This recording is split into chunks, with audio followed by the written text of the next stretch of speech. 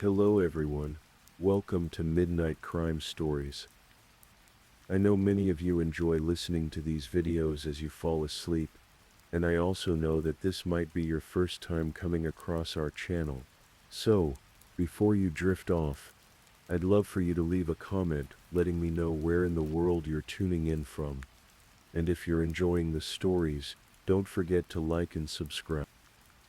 Alright now, let's get comfortable, relaxed and dive into tonight's first stories.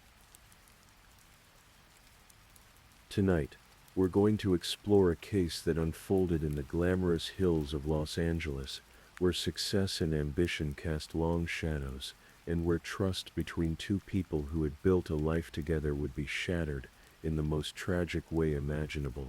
This is the story of Fabio Cementilli, a man whose hands created beauty, whose talent elevated him from humble beginnings to the pinnacle of his profession. And this is also the story of how that life ended one January evening in 2017, in a quiet backyard in the Woodland Hills neighborhood of Los Angeles. Fabio Cementilli was born in Argentina, a country known for its passion, its culture, its deep appreciation for beauty and style. From an early age, Fabio understood the transformative power of appearance, how the right haircut could change the way someone carried themselves through the world. He was drawn to the art of hairstyling, not just as a trade, but as a calling. By the time Fabio reached his 20s, his talent had already begun to open doors. He didn't just cut hair, he understood structure, texture, movement. He could see the potential in each client who sat in his chair, could envision what they might become with the right touch. This gift would take him far beyond the borders of his birthplace. Fabio's career ascended in the way dreams are supposed to unfold. He became a platform artist and educator for Wella Professionals, one of the most prestigious names in the global beauty industry.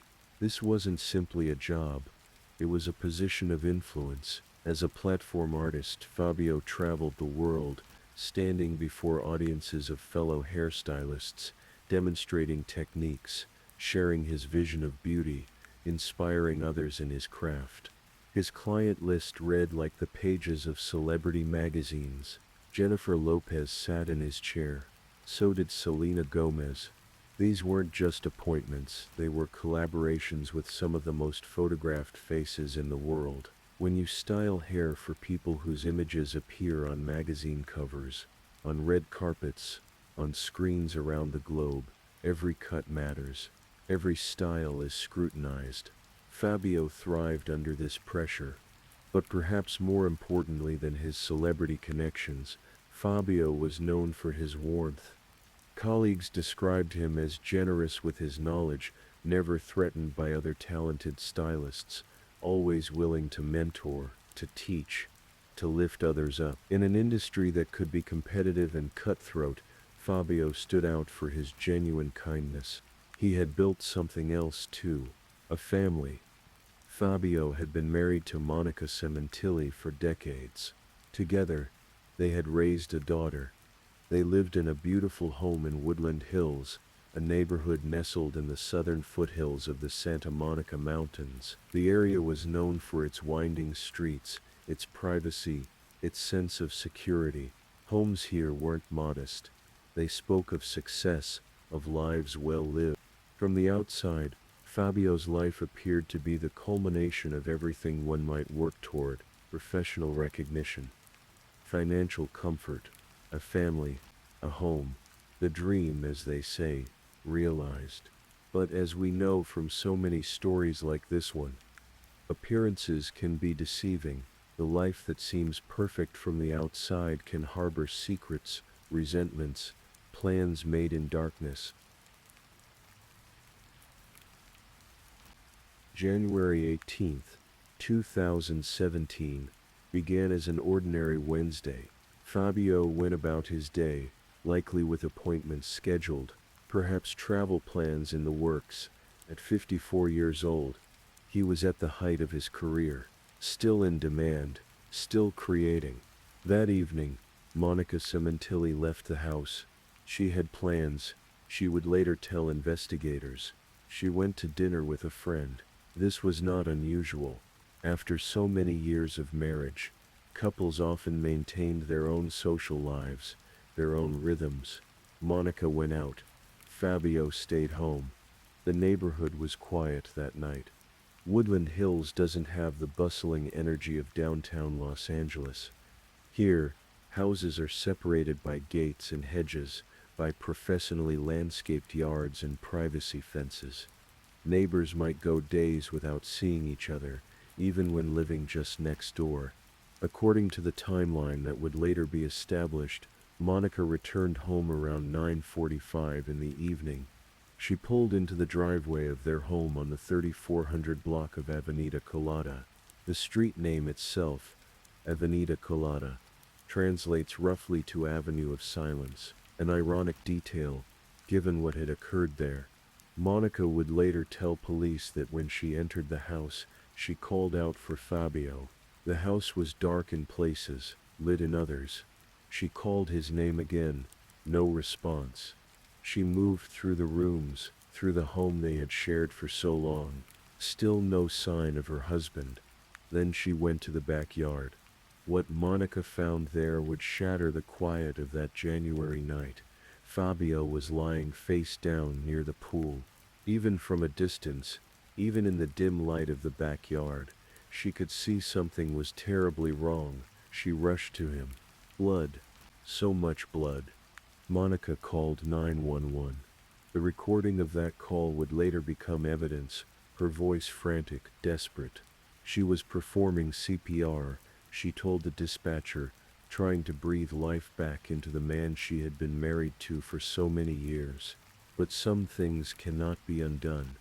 When the Los Angeles Police Department arrived at the Woodland Hills home, they found a scene that would be seared into their memories. Fabio Cementilli had been stabbed. But this wasn't a single wound.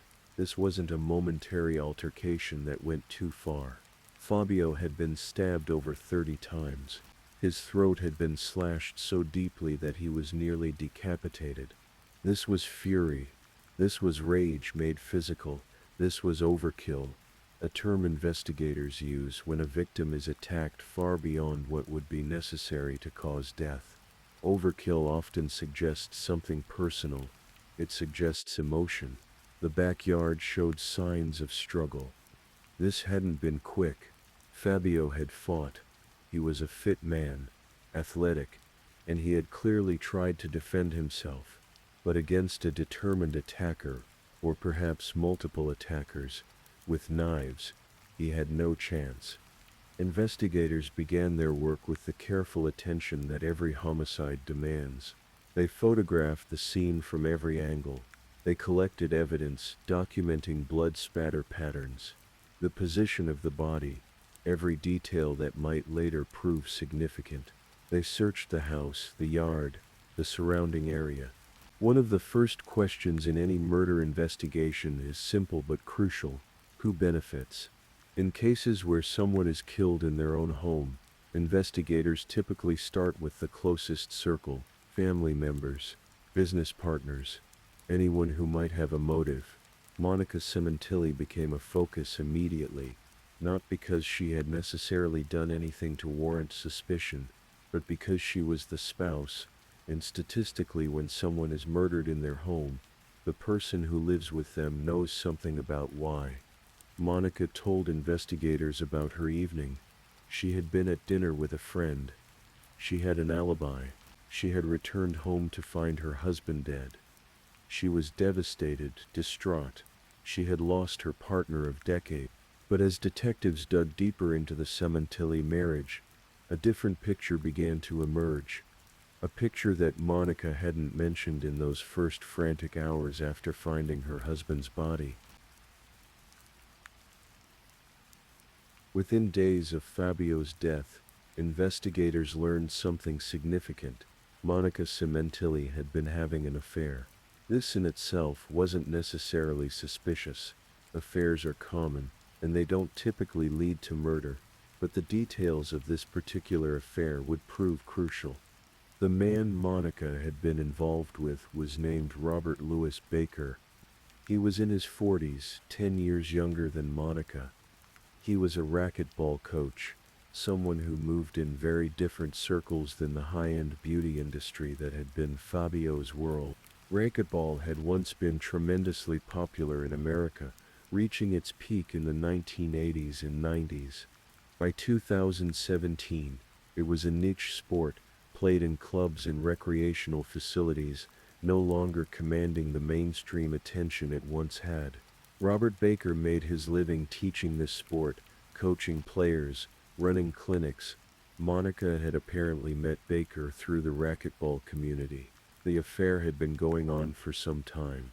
Exactly how long would become a matter of investigation, but it was clear this wasn't a brief indiscretion. This was a relationship that had developed depth, had developed complications. Investigators interviewed Baker. They asked him about his relationship with Monica. They asked him where he had been on the night of January 18th. Baker, like Monica, had an alibi. He had not been at the Cementilli home that night. He had been elsewhere, and this could be verified. But having an alibi doesn't always mean innocence. Sometimes the person who stands to gain from a murder is smart enough not to be the one holding the knife. As detectives continued their investigation, they began to develop a theory. What if this wasn't a random attack? What if this wasn't a robbery gone wrong? What if someone had been hired to kill Fabio Cementilli? The evidence supported this possibility. Nothing had been taken from the home. This wasn't a burglary. The attack had occurred in the backyard, suggesting the killer or killers had waited for Fabio there, or had followed him outside. The sheer brutality suggested either personal rage, or an attempt to ensure the job was finished. Investigators started looking into Robert Baker's background, his associates, his phone records. They were looking for connections, for communications, for anything that might suggest he had reached out to someone who could do what he allegedly could not do himself. That's when they found Christopher Ely Austin. Christopher Austin was from Oregon, a fact that would seem to place him far from the sun-soaked violence of that Woodland Hills backyard. But as investigators would discover, distance means little when murder is being planned. Austin was in his 30s, and like Baker, he was involved in athletics. He was a parole officer who worked with the Oregon Department of Corrections. This detail is particularly striking. Here was a man whose job was to monitor people who had been convicted of crimes, to ensure they were following the conditions of their release, to prevent them from reoffending. And yet, according to the prosecution's theory, he had allegedly been willing to commit one of the most serious crimes possible. The connection between Baker and Austin went back years. They knew each other through racquetball. They had competed together, practiced together. They were friends, or at least friendly enough that when one allegedly needed help with something terrible, the other allegedly agreed. Phone records would become crucial evidence. In the days leading up to Fabio's murder, there had been communications between Baker and Austin. After the murder, there were more communications. The pattern suggested coordination, planning, perhaps even payment. Investigators also discovered that Austin had traveled to California around the time of the murder. He had flown down from Oregon.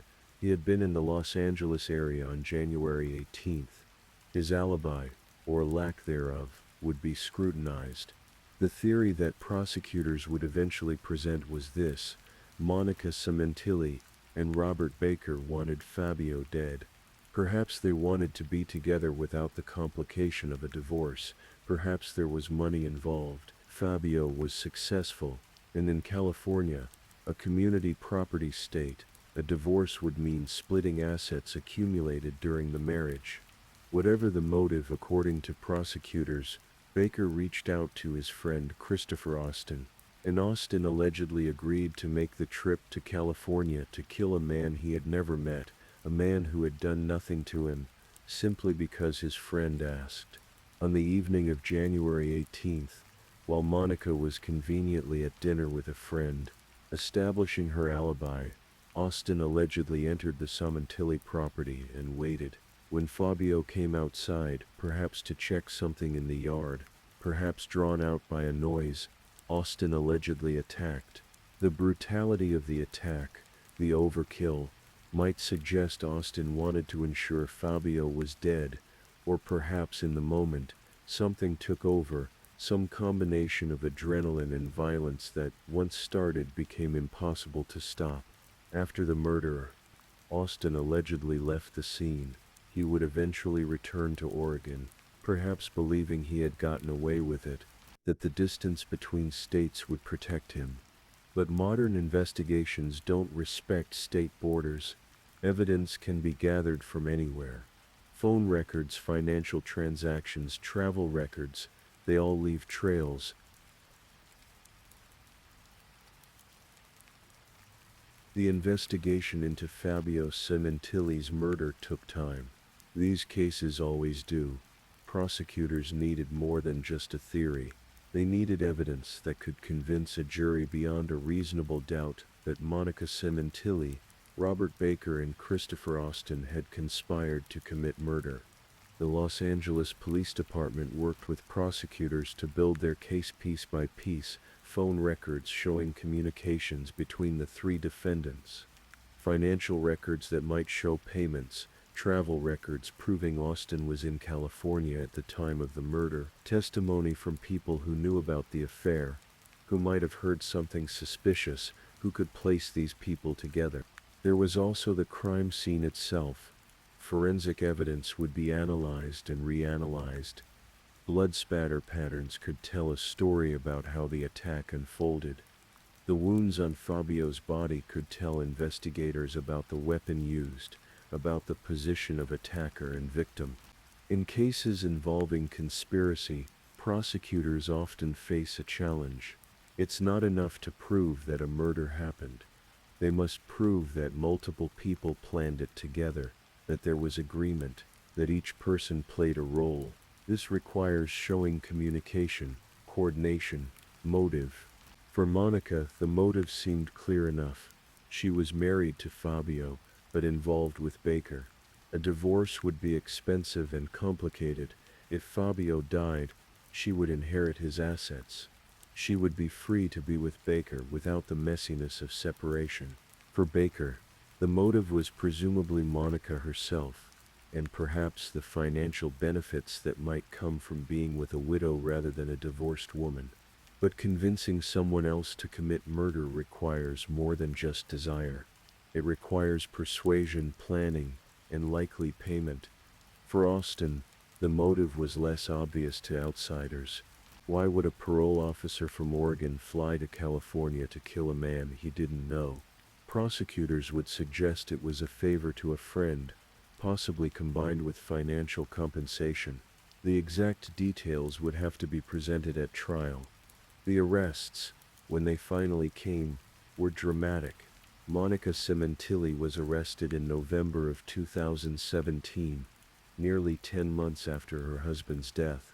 She was charged with murder, with prosecutors alleging she had conspired with others to kill Fabio. Robert Baker was arrested shortly thereafter. The charges against him were the same: murder, conspiracy to commit murder. He had allegedly orchestrated the killing, reaching out to Austin to do what he himself could not or would not do. Christopher Austin was arrested in Oregon. Despite the distance, despite his position as a parole officer, despite whatever he might have thought about his chances of getting away with this, the evidence had caught up with him. He was extradited to California to face charges. All three defendants pleaded not guilty. They were each facing life in prison if convicted. Monica, who had called 911 in apparent distress, who had seemed to be a grieving widow, was now sitting in a jail cell accused of arranging her husband's death. The legal proceedings would take years. Murder trials often do, especially when multiple defendants are involved. When the evidence is complex, when so much is at stake. There were motions filed, evidence challenged, witness lists compiled. The Cementilli case attracted attention not just because of the brutality of the crime, but because of the people involved. Fabio had been well known in the beauty industry. His murder had sent shockwaves through that community. People who had worked with him, who had considered him a friend, struggled to understand how his life had ended so violently. And there was the larger question that always haunts cases like this. How does someone kill a person they once loved? If the prosecution's theory was correct, Monica had spent decades with Fabio. They had built a life together, raised a child together. How does love, or whatever remains of love, transform into something that allows you to plan another person's death? The trials of Monica Cementilli, Robert Baker, and Christopher Austin would unfold separately, each defendant facing their own day in court. Christopher Austin's trial came first, in October of 2019, nearly 3 years after Fabio's murder. Austin sat in a Los Angeles courtroom as prosecutors laid out their case. They presented phone records showing communications with Baker in the days around the murder. They presented travel records showing Austin had been in California at the time. They presented testimony suggesting Austin had the opportunity, and according to the prosecution, he had the willingness to commit this crime for his friend. The defense argued Austin was innocent, that the evidence was circumstantial, that being in California didn't prove he had killed anyone. But the jury was convinced. After deliberating, they found Christopher Austin guilty of first-degree murder. He was sentenced to life in prison without the possibility of parole. The conviction of Austin was significant. It meant that prosecutors had convinced a jury that Fabio had not been killed in some random attack, but that someone had specifically traveled to California to murder him. This strengthened the case against the other defendants, suggesting there had indeed been a conspiracy. Robert Baker's trial followed. Baker was accused of being the mastermind, the one who had reached out to Austin, who had set the murder in motion. The prosecution presented evidence of the affair with Monica, of communications with Austin, of the relationship between all three defendants. Baker maintained his innocence. His defense attorneys argued that the evidence didn't prove he had asked Austin to kill Fabio, that an affair didn't automatically lead to murder, that the prosecution's theory, while compelling, wasn't proven beyond reasonable doubt. But once again, the jury disagreed.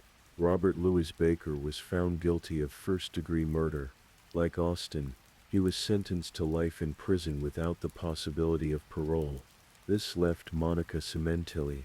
Her trial was perhaps the most emotionally complex.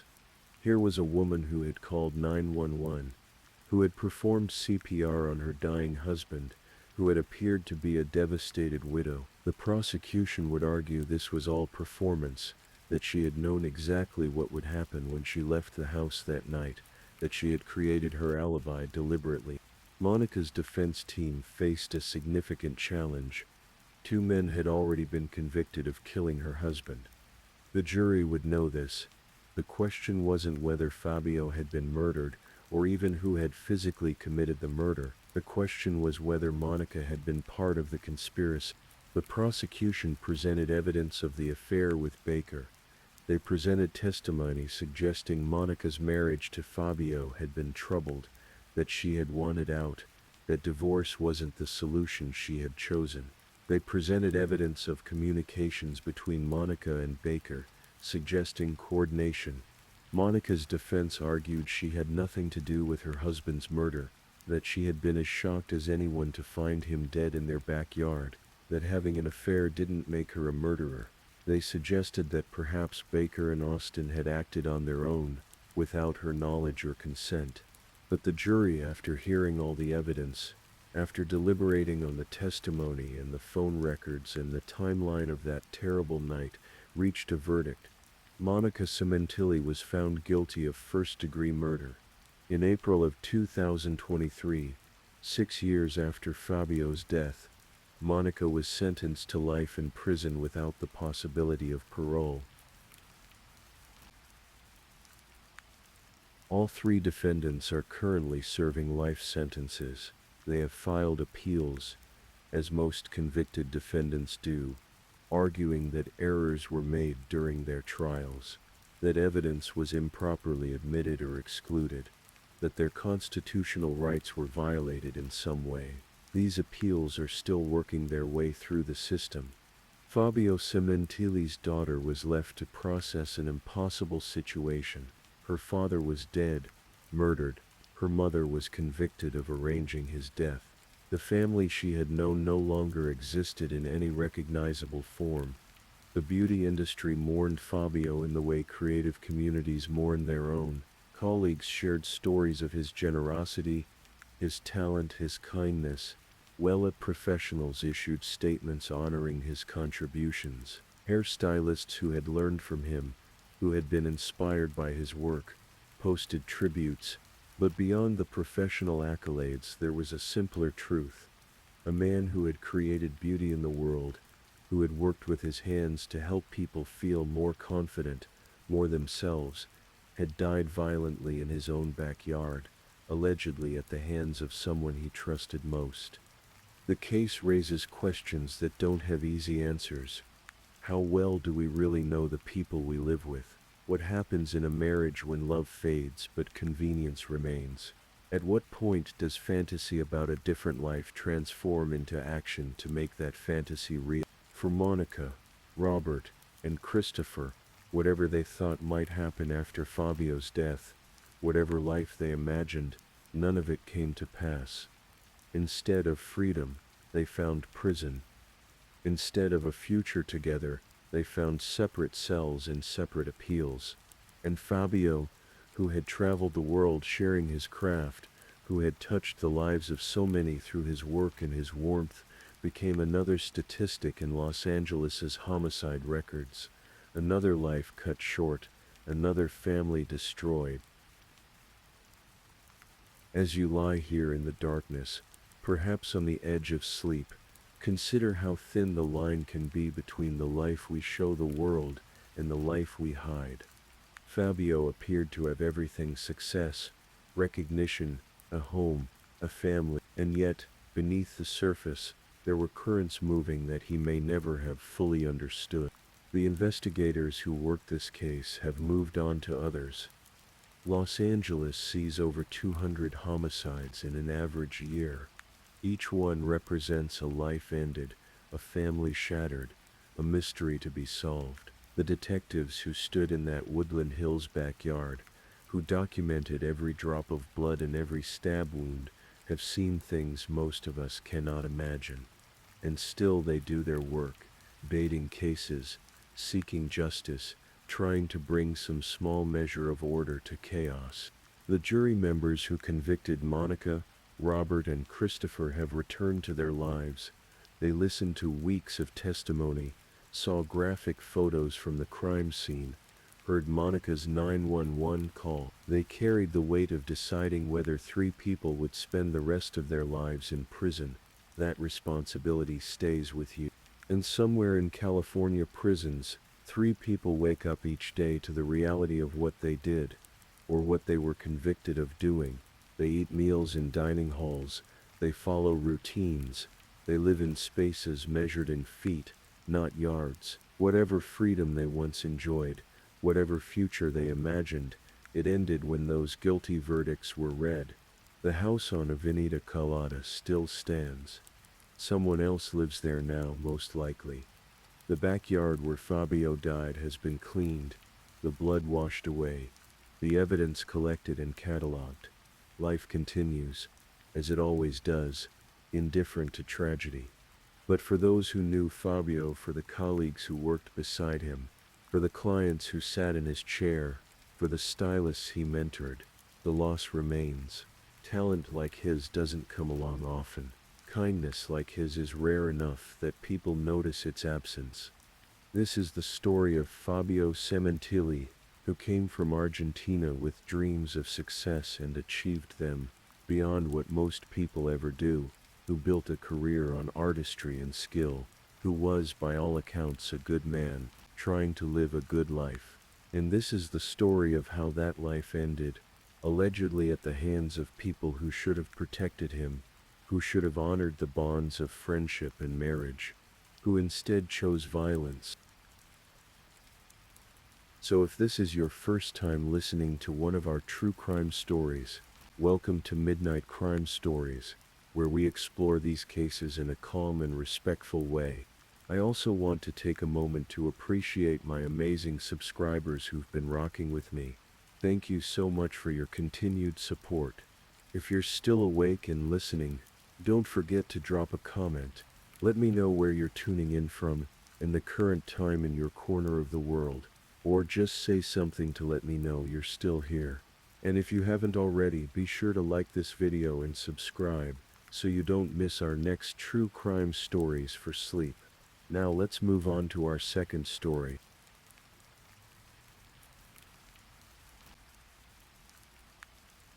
Story 2. Tonight we're going to explore a story that unfolded in the quiet streets of a small English town.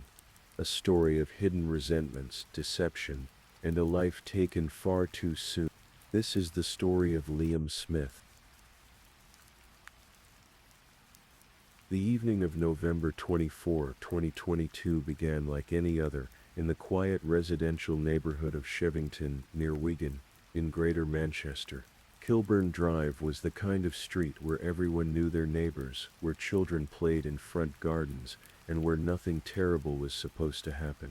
Liam Smith was 38 years old, a devoted father to two boys aged 15 and 11.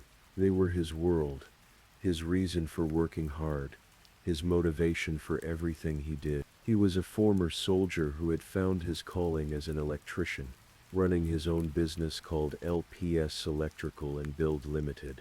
Those who knew him described him as kind-hearted, generous, someone who would do anything for anyone. He had even participated in fundraising efforts for friends in need, showing the depth of his character and compassion. That Thursday evening, it was one of those rare occasions when Liam was home alone. His boys weren't with him. The house on Kilburn Drive was quiet. Outside, the November darkness had settled early, as it does in late autumn in England. The streetlights cast their amber glow across the peaceful road.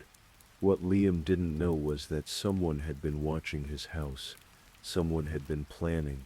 Someone had been waiting. For 10 hours that day, a dark gray Mitsubishi Shogun had been parked nearby, its occupant patient, methodical, watching the comings and goings of Liam's daily life. The vehicle bore false registration plates, R22ORA. These plates, like much of what would unfold, were carefully chosen to deceive. At approximately 6:30 in the evening, a figure emerged from that vehicle. The person wore a high-visibility jacket and a head torch, the kind of attire that wouldn't seem out of place for a utility worker or someone checking on infrastructure. The figure walked up to Liam's home, approaching his door with purpose. Inside, Liam heard something, perhaps a knock, perhaps a voice. Whatever the reason, he made the decision to step outside his front door to investigate. It was an ordinary response to an ordinary situation, or so it seemed. He turned left out of his driveway, and that's when his life changed forever. The sound of a single gunshot shattered the evening quiet of Kilburn Drive. CCTV cameras from a nearby address captured the audio, that sharp crack echoing through what had been a peaceful neighborhood. Liam Smith had been shot in the face at close range with a modified shotgun. The wound was fatal almost immediately, but the horror didn't end there. The figure who had lured Liam from his home, the person who had pulled the trigger, wasn't finished. The Mitsubishi Shogun drove around the block. The shooter took time to retrieve containers from the vehicle, returning to where Liam lay dying or already dead in the street. First came sulfuric acid, poured deliberately onto Liam's face and body. Then came soda crystals, added to intensify the chemical reaction. The acid burned away flesh where it made contact, a brutal and unnecessary addition to an already devastating attack. By the time members of the public discovered Liam's body at the bottom of his driveway, the chemicals were still reacting, still fizzing on his skin. Emergency services arrived quickly. Police, fire service, ambulance crews all converged on Kilburn Drive. But there was nothing they could do. Liam Smith was gone. His family would later describe it as every parent's worst nightmare, every sibling's deepest fear. Two young boys would never see their father again. A family's rock had been taken from them in the most barbaric circumstances imaginable. The question that would haunt investigators and eventually the courtroom was simple but profound. Why? Why had someone planned and executed such a grotesquely violent killing? What could possibly motivate someone to commit murder in this way? The answer would lead detectives on a months-long investigation spanning multiple counties, involving hundreds of hours of CCTV footage, phone records, and forensic evidence. And at the heart of it all would be two people, a relationship, and events that had occurred years before. Detective Chief Inspector Gina Brennan of Greater Manchester Police's Major Incident Team found herself facing what she would later describe as a shocking murder. Standing on Kilburn Drive that night, with emergency vehicles lighting up the darkness and a victim whose identity was still being confirmed, she knew they were dealing with something unusual. The hazardous substances had to be made safe, the area had to be secured, and most importantly, they had to figure out who Liam Smith was and why anyone would want him dead. As DCI Brennan would later explain to the media, she initially knew nothing about the victim. Liam Smith was, by all accounts, a family man, a hard worker, someone without enemies. The brutality of the attack suggested rage, hatred, premeditation, but nothing in Liam's life seemed to explain it. The investigation team began the painstaking work of gathering evidence. They collected CCTV footage from multiple sources: doorbell cameras, dash cams, a bin wagon, an Asda delivery van. Piece by piece they began to reconstruct the movements of that mysterious Mitsubishi Shogun. What the footage revealed was chilling. The vehicle had been outside Liam's home for almost 10 hours before the shooting. The killer hadn't acted on impulse. This was surveillance. This was planning. This was execution in the most literal sense. But the Shogun itself remained a mystery. It carried false plates. Its true registration was unknown. And crucially, the vehicle had vanished. Then, a couple of weeks into the investigation, came the breakthrough that DCI Brennan would describe as the thread that unraveled the entire case. Intelligence arrived from South Yorkshire Police. 3 weeks before Liam's murder, a vehicle had been stopped during a routine check. Inside that vehicle were found false registration plates, the very same plates that had been used on the night of the killing, or 22 ORA. The vehicle had been stopped, the occupant had been identified, and suddenly investigators had a name: Michael Hilly. To understand what happened to Liam Smith, we have to go back 3 years, to September 2019. This was before the pandemic, before lockdowns, when dating apps were simply a common way for people to meet. Rachel Fulstow, then 33 years old, an international travel and tourism management graduate from Leeds Met University, was active on Tinder, the popular dating application. She matched with Liam Smith. He traveled from Wigan to York to meet her, and they went on a date. By all accounts, it was an ordinary encounter. They spent time together. They went to a hotel. According to what would later emerge in court, they had sexual contact that Fulstow would describe as non-consensual, though she wouldn't use the word rape, and said they went for lunch together the following day. Whatever happened that night in York, Fulstow appeared to move on with her life. Liam Smith certainly did. He returned to Wigan, to his work, to his children, to his everyday existence. There was no indication that this brief encounter meant anything significant to either party. But then, around 15 months later, Rachel Fulstow met someone new. On the dating app Hinge this time, She connected with a man named Michael Hillier. Michael Hillier was 39 years old, from Sheffield. He wasn't your typical dating app user. As would later be revealed in court, he was involved in what he described as a large-scale cannabis production and distribution operation. His house on Ecclesall Road in Sheffield was, according to Fulstow's later testimony, a mess, with the dining room and 2 upstairs rooms containing tents for growing cannabis. But Fulstow began a relationship with him nonetheless. At first it seemed to go well. Hillier's Instagram account would later be shown to jurors, revealing photographs of the couple smiling, kissing, on nights out, at restaurants, on weekend breaks and holidays both in the United Kingdom and internationally. Yet beneath the surface things were far from perfect. Fulstow would later testify that Hillier could be verbally abusive, moody, unpredictable. She said he had mental health issues and was a heavy user of diazepam. She claimed he wasn't happy about her past one-night stand with Liam Smith, that he found it not classy, and that it was something he kept bringing up. According to Hillier's own later testimony, at some point in early 2022, Fulstow confided in him. She told him, he claimed, that she had been graphically raped by Liam Smith during their encounter in York. This claim would become central to what followed. Whether it was true, partially true, or entirely fabricated, would remain forever uncertain. As the judge would later tell the jury, what really happened that night in York would probably never be known, and ultimately, it didn't matter for the purposes of the trial.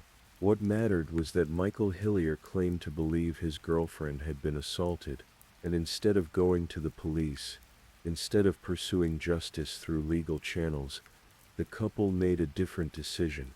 They decided, as Hillier would put it in his own words, to go down the vigilante route.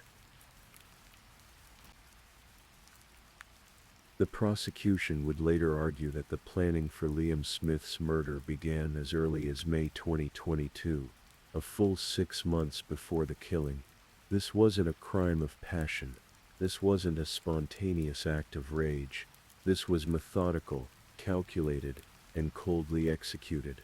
Rachel Fulstow's internet search history would become a crucial piece of evidence. She had searched for Liam Smith's electrical company, LPS Electrical and Build Limited. She had looked up information about Mitsubishi Shogun vehicles, the exact type of car that would later be used in the murder. She had searched for the meaning of the word premeditated, and the phrase "does acid corrode stainless steel?" These weren't innocent queries. They were the digital footprints of someone involved in planning a serious crime.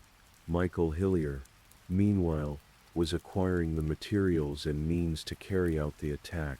He obtained false registration plates, multiple sets, to disguise the vehicle he would use. He got hold of a modified shotgun. He acquired sulfuric acid and soda crystals, chemicals that would serve no legitimate purpose in his life, but would become instruments of torture. On November 2nd, 2022, 3 weeks before the murder, Hillier made a reconnaissance trip to Wigan. He drove the Mitsubishi Shogun, fitted with cloned plates showing the registration EJ57UPE, and conducted what the prosecution would call hostile reconnaissance on Liam's address. He lay in wait, watching, learning Liam's patterns, all while Liam went about his daily business completely unaware that he was being surveilled, completely ignorant of the danger that was circling him. Then Hillier returned to Sheffield to wait. November 24, 2022 was a Thursday. For Liam Smith, it should have been just another day of work, another evening at home, another step in his ordinary life. But Michael Hillier had chosen this day. He set out from Sheffield in the early morning hours, driving the Mitsubishi Shogun, now fitted with the distinctive false plates, R22ORA. The vehicle had tinted windows. The back had linear damage behind the rear wheel arch, and was missing a lens on the front offside fog light. A high-visibility jacket was draped over the driver's seat. Hillier arrived on Kilburn Drive and began his wait. 10 hours. From morning through afternoon into early evening, he sat in that vehicle, watching Liam's house. CCTV would later capture the shogun's presence, footage that would prove invaluable to investigators. Back in York, Rachel Fulstow was going about her day, but her phone records and search history told a different story.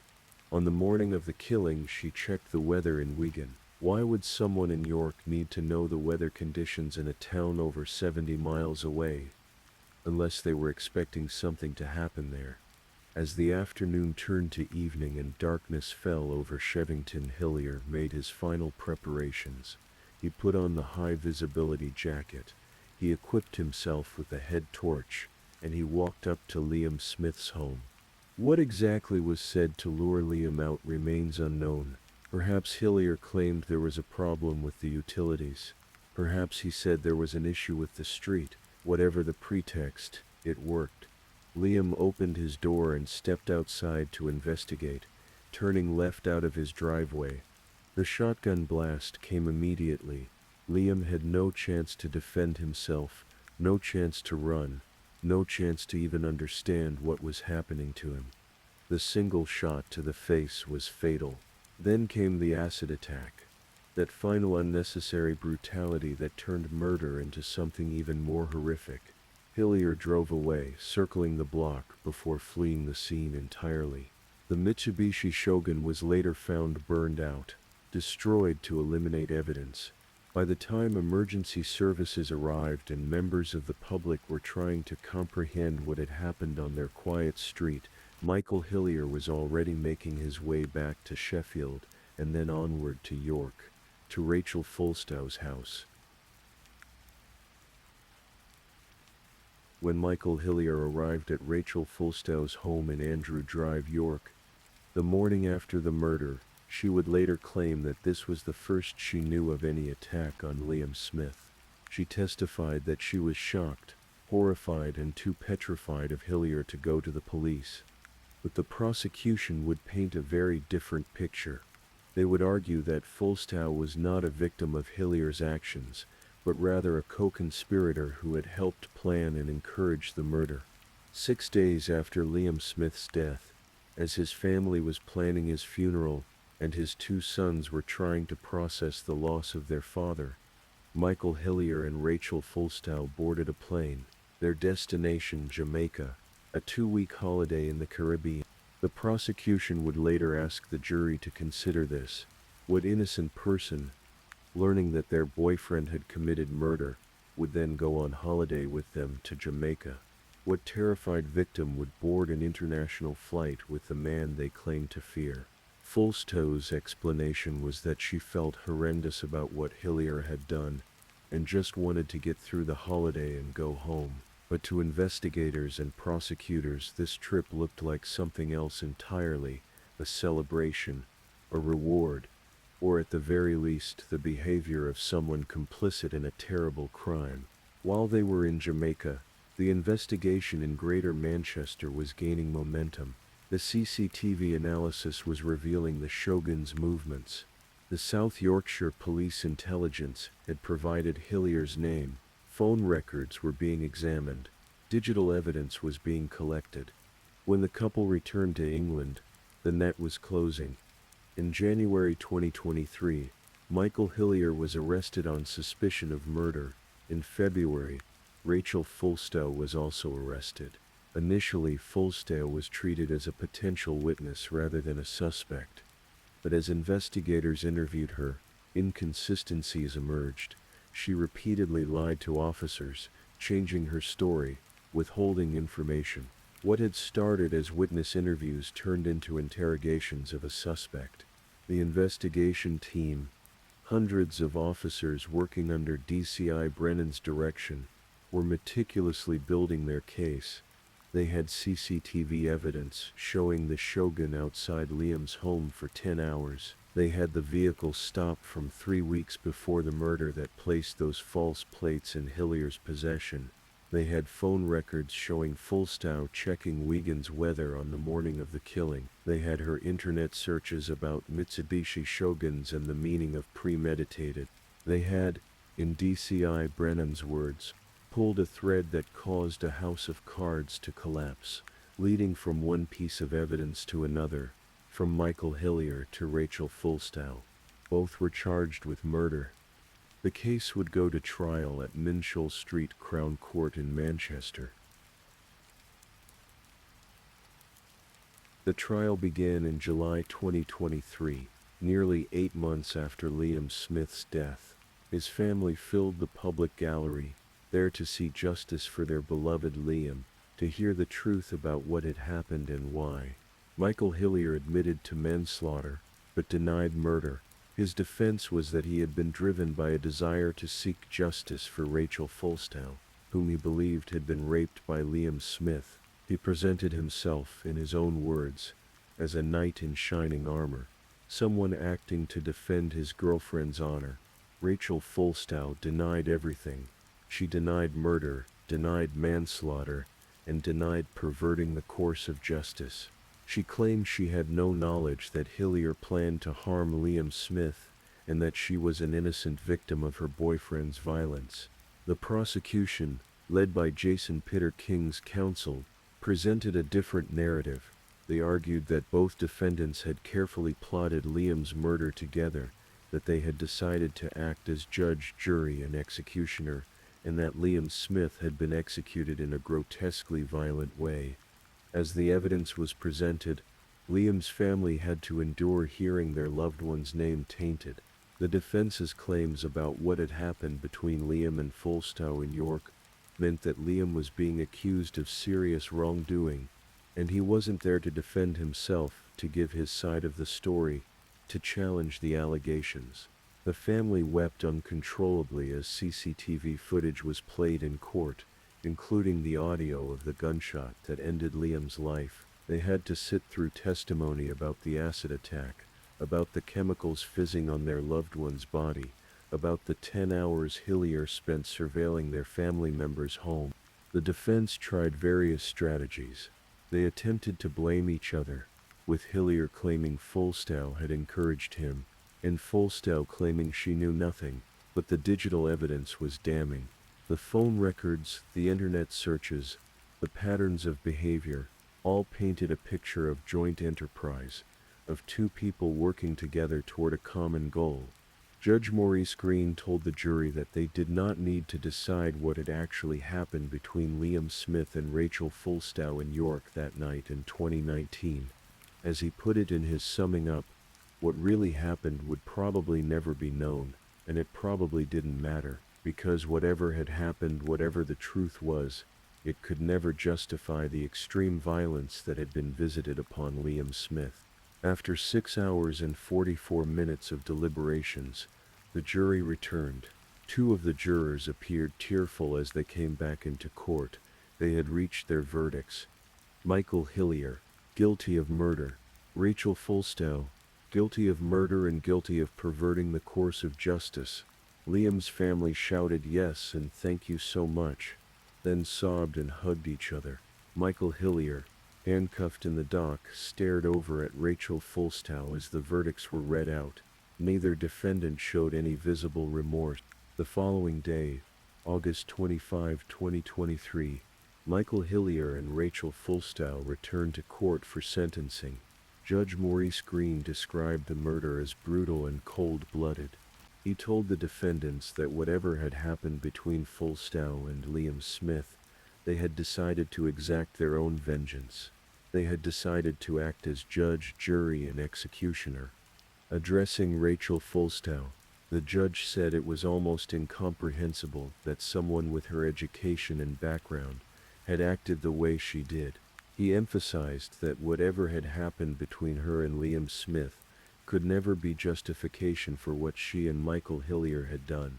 The sentences were severe, reflecting the gravity of the crime.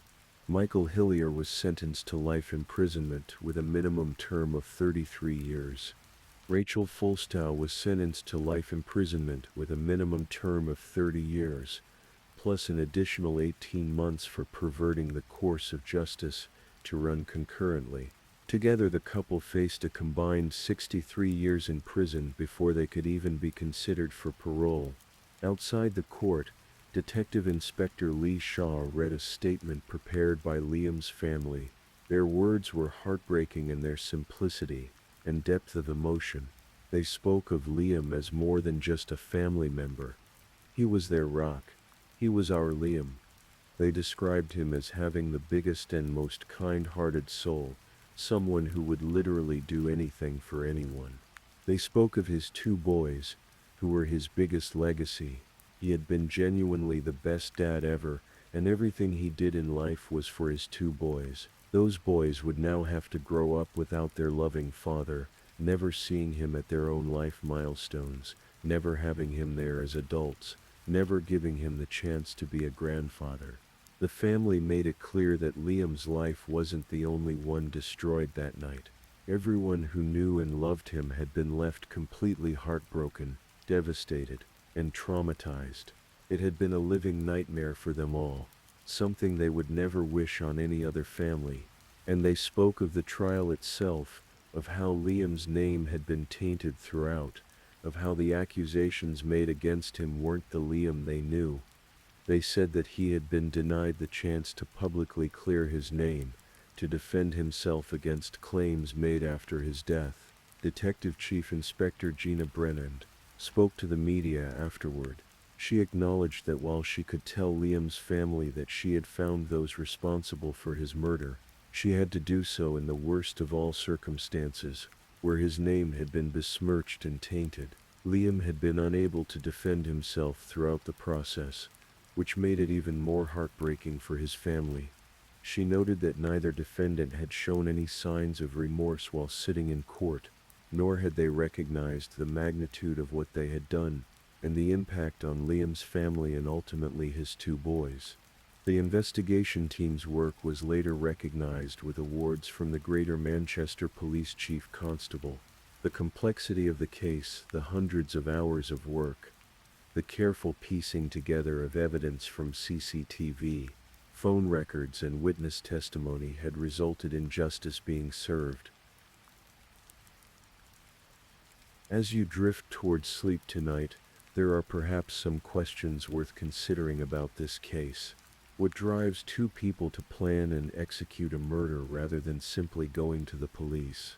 If Rachel Fulstow truly believed she had been assaulted, why not report it to authorities? Why instead embark on months of planning to kill someone? What was the real nature of Hillier and Fulstow's relationship? Was she, as she claimed, a terrified victim of his abuse, petrified to go to police?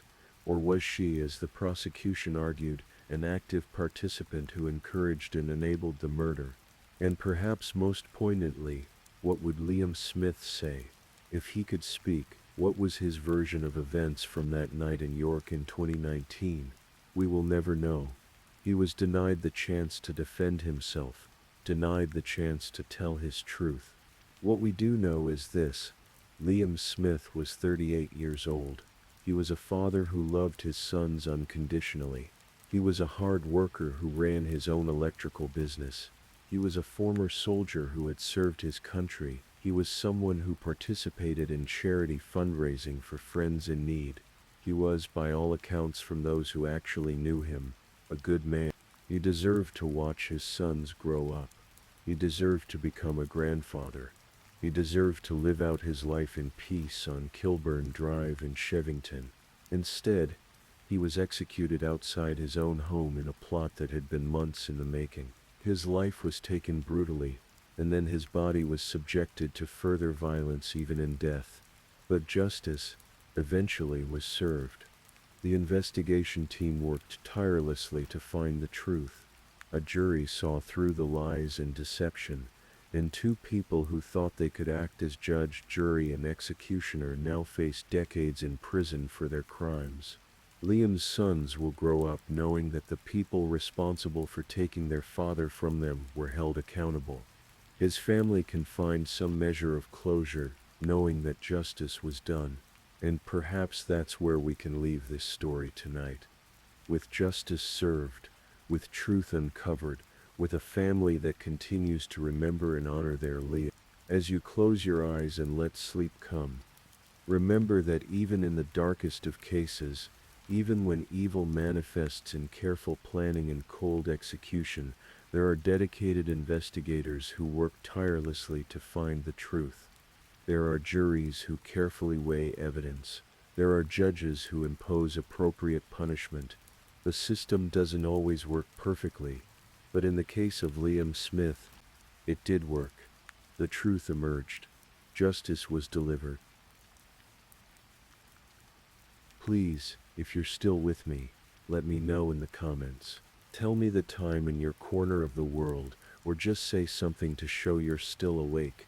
And remember to like and subscribe if you enjoy these midnight stories. Alright, let's continue with our third story.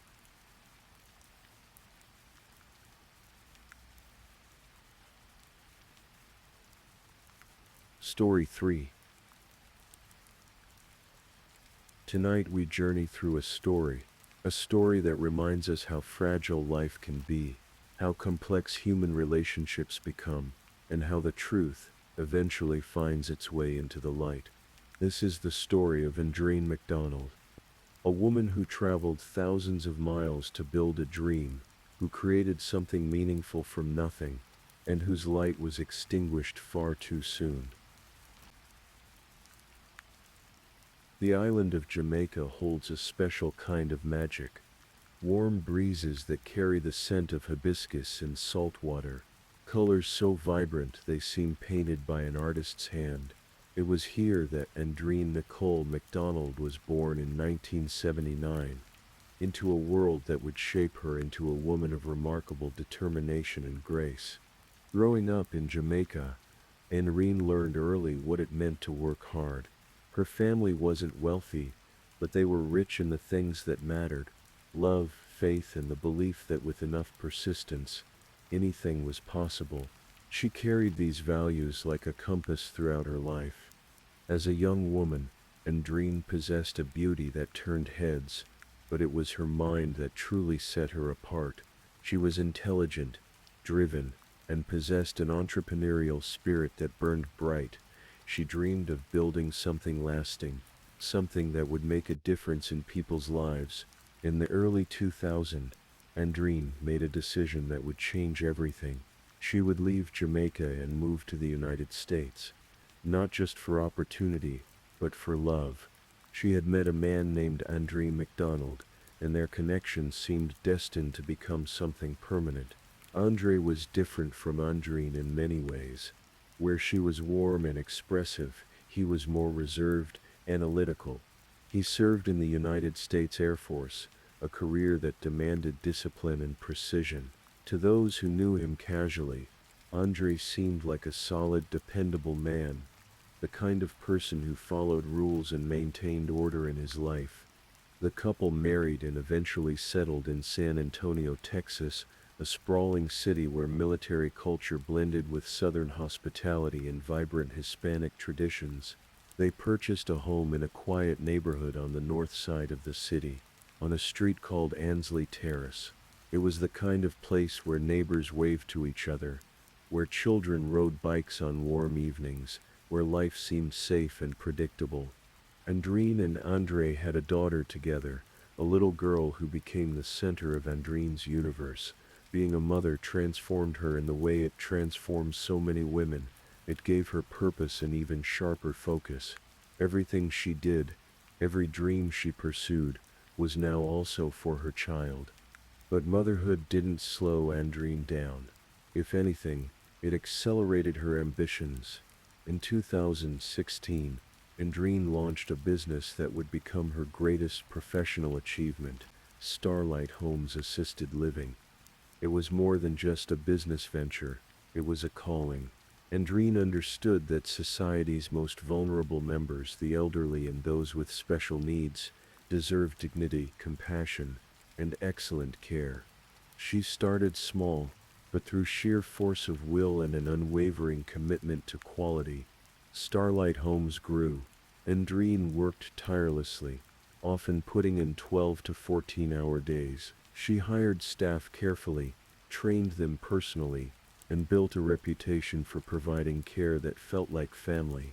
The business flourished, Within just a few years, Starlight Homes was generating revenue in the millions annually. Andreen had done it. She had built something from nothing, created jobs and improved lives. She was living proof that the American dream wasn't just a myth. Those who knew Andreen during this time remember a woman who seemed to have boundless energy. She would show up at her facilities at all hours, checking on residents, ensuring standards were met. She attended church regularly, maintaining the faith that had sustained her since childhood. She posted on social media, sharing glimpses of her life, her business successes, moments with her daughter, inspirational quotes that reflected her optimistic worldview. To the outside world, Andreen McDonald had it all: a successful business, a beautiful home, a family, and a future bright with possibility. But beneath the surface, cracks were forming, cracks that would eventually shatter everything. No marriage is perfect. Every couple faces challenges, navigates disagreements, and works through difficult seasons. But what was happening in the McDonald household went beyond normal marital strain. By 2019, the relationship between Andreen and Andre had deteriorated significantly. What had once been a partnership had become something darker, more complicated. There were arguments about money, about time, about priorities. Andre seemed to resent Andreen's success, her independence, the way her business consumed so much of her attention. Friends noticed changes in Andreen. She seemed more stressed, more withdrawn. The ever-present smile appeared less frequently. She confided in a few trusted individuals that things at home were difficult, that Andre's behavior had become concerning. There were allegations of infidelity, whispers that Andre had been involved with other women, that he had strayed from his marriage vows. For Andreen, who valued loyalty and commitment deeply, this betrayal cut to the bone. But she didn't give up easily. Andreen was a fighter. She suggested counseling, tried to find ways to rebuild what had been broken. She focused on her daughter, on providing stability even as her own world felt increasingly unstable. Then came February of 2019, a month that would be remembered for all the wrong reasons. On Thursday, February 28th, Andreen went about her day as usual. She checked on her assisted living facilities, handled business matters, sent text messages to staff and friends. To anyone paying attention, it was just another busy day in a busy life. But that evening, something happened. Something terrible. Andreen returned home to the house on Ansley Terrace. What transpired behind those closed doors would later be pieced together by investigators, testimony and evidence. But in the moment it remained hidden, known only to two people. By Friday, March 1st, Andreen McDonald had vanished. When someone disappears, there's often a period of confusion. Friends and family wonder if maybe the person just needed space, went on an impromptu trip, or had a reasonable explanation for being out of contact. But with Andreen, alarm bells rang immediately. She wasn't answering her phone. She hadn't shown up to work, something completely out of character for a woman who treated her business like her baby. She hadn't picked up her daughter or made arrangements for her care. Something was very wrong. Andre reported Andreen missing on that Friday, March 1st. He told authorities that he had last seen his wife the previous evening, that they had gotten into an argument and that she had left the house. He claimed he didn't know where she had gone. The Bexar County Sheriff's Office took the report seriously. A woman with no history of disappearing, with a young daughter and thriving business, doesn't just vanish without explanation. Deputies began investigating immediately. They interviewed Andre extensively. His story had inconsistencies, details that didn't quite add up. He seemed nervous, evasive. When investigators asked to search the property, he consented, but his demeanor raised red flags. The McDonald home on Ansley Terrace became a crime scene, though no body had been found. Forensic teams swept through the residence, looking for any evidence that might explain Andrine's disappearance, and they found things that troubled them deeply. There were signs of a struggle, blood evidence in areas of the home, attempts at cleanup that hadn't been entirely successful. The forensic patterns suggested something violent had occurred inside that house. As investigators dug deeper into Andre's background and activities, the picture became even more disturbing. They discovered that he had made several purchases after Andrine disappeared. He had bought heavy-duty garbage bags, citrus strip, a powerful paint and varnish remover, cleaning supplies, and a shovel. His vehicle, a large SUV, was examined forensically. Inside, investigators found traces of Andrine's blood. They also found burn marks and evidence that suggested items had been transported and disposed of. Andre's movements in the days following Andrine's disappearance were tracked. Cell phone records showed he had traveled to a rural area north of San Antonio near the small community of Bulverde. It was rugged hill country terrain, limestone outcroppings, dense brush, hidden ravines, the kind of landscape where something could be concealed for a very long time. On March 23rd, 3 weeks after Andrine disappeared, deputies conducted a massive search of a remote area off County Road 11523. Dozens of law enforcement personnel combed through the brush, looking for any sign of the missing woman, and then they found her. Andrine's remains were discovered in a field, partially burned and concealed in the brush.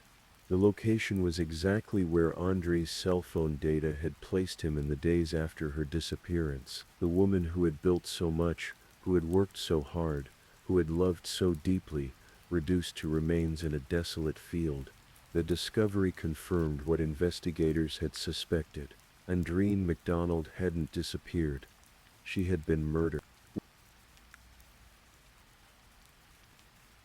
With Andrine's body recovered, the investigation shifted into a new phase. The question was no longer whether a crime had occurred, but rather how to build an airtight case against the person they believed responsible. Andre McDonald was arrested and charged with his wife's murder. He was taken into custody, and the details of what investigators had uncovered began to emerge. The evidence painted a damning picture. According to prosecutors, Andre had killed Andrine during an argument at their home on the evening of February 28th. The exact nature of the argument and the precise method of death would be debated, but the outcome was indisputable. Andrine had died, and Andre had attempted to cover up the crime. After killing his wife, investigators believed Andre had worked to dispose of her body. He had purchased supplies designed to aid in concealment and cleanup. He had transported Andrine's remains to the remote location in Bulverde. He had attempted to burn the body to destroy evidence, and then he had reported her missing, playing the role of concerned husband while knowing exactly what had happened.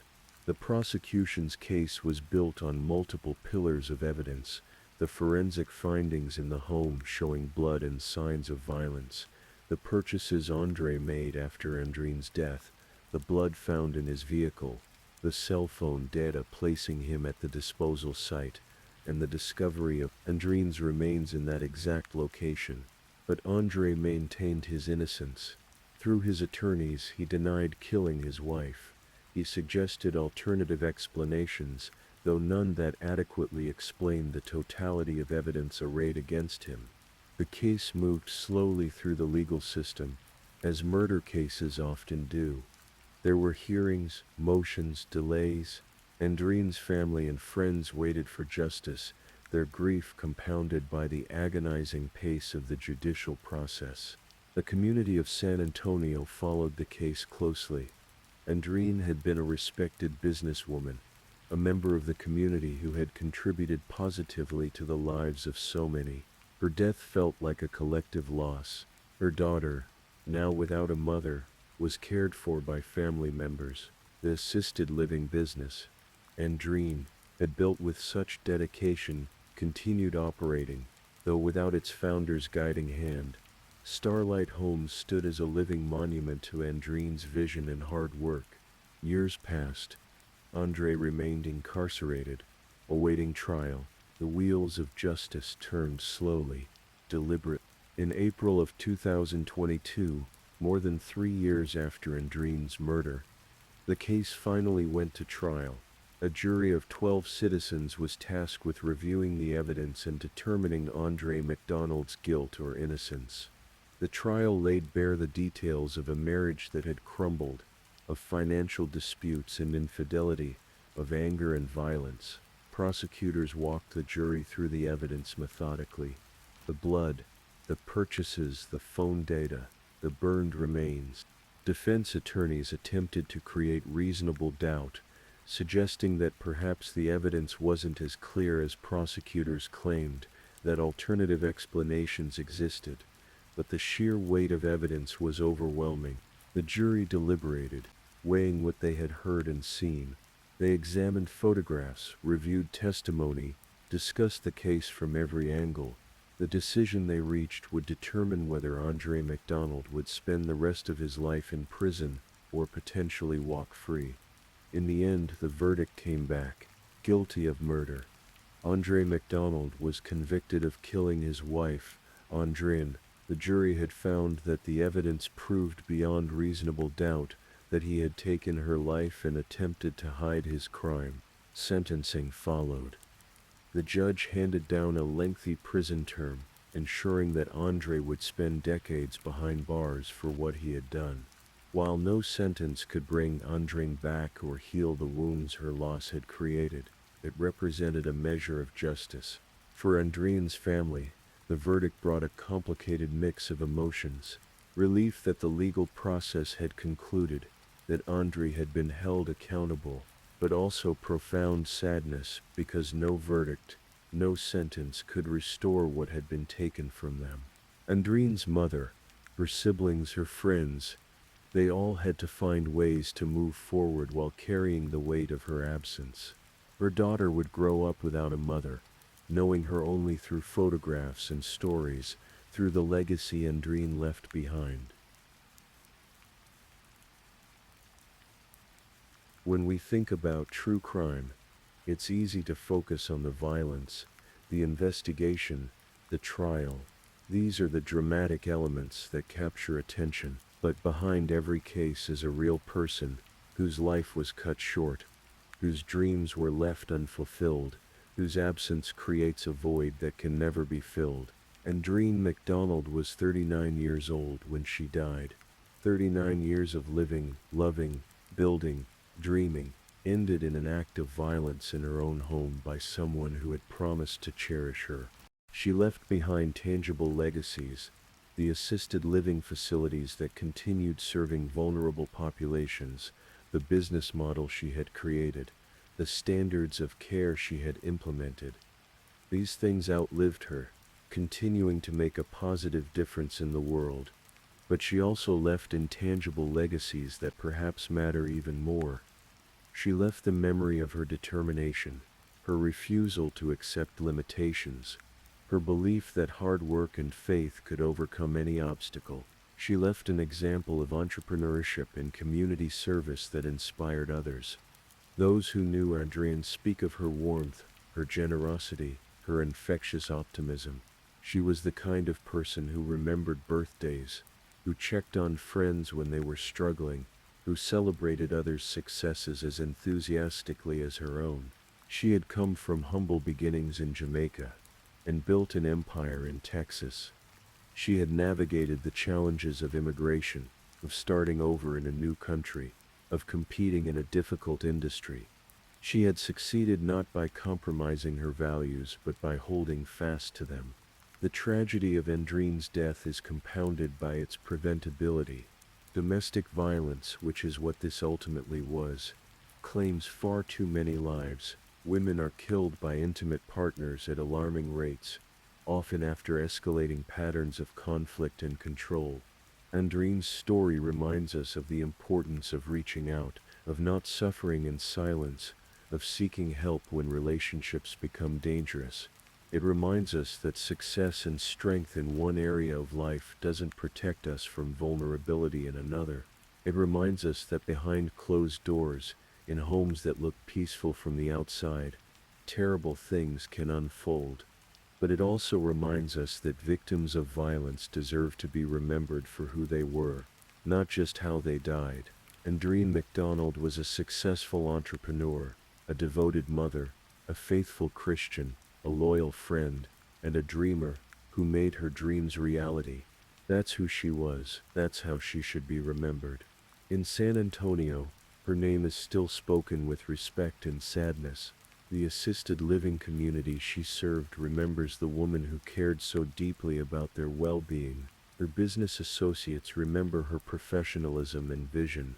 Her friends remember her laughter and kindness. And somewhere, a young girl grows older each day, carrying her mother's genes and hopefully her mother's strength, learning about the remarkable woman who gave her life and who built something meaningful in the time she had. As you lie here in the darkness, letting the story settle over you like a blanket, consider what it teaches us about the fragility of life, the complexity of human relationships, and the importance of justice. Andreen MacDonald's life was a testament to what's possible when talent meets determination. Her death was a reminder of what we lose when violence intrudes upon that potential. The man who killed her sits in prison now, his own life effectively over, traded for a few moments of rage or calculation or whatever motivated the act that ended everything. It's a profound waste, 2 lives destroyed, a child left motherless, families shattered, communities grieved. But justice was served. The truth emerged from the shadows. Andreen's story was told in full, in a courtroom, where 12 citizens listened and understood, and decided that accountability mattered. In the end, that's what we can hope for in these darkest of stories, that the truth will out, that justice will prevail, that victims will be remembered not just as victims but as full, complete human beings who mattered, who contributed, who loved and were loved.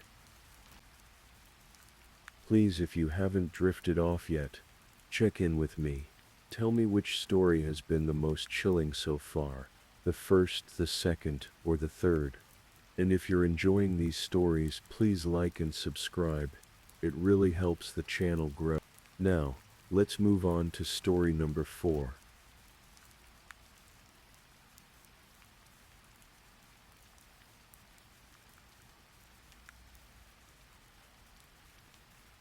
Story 4.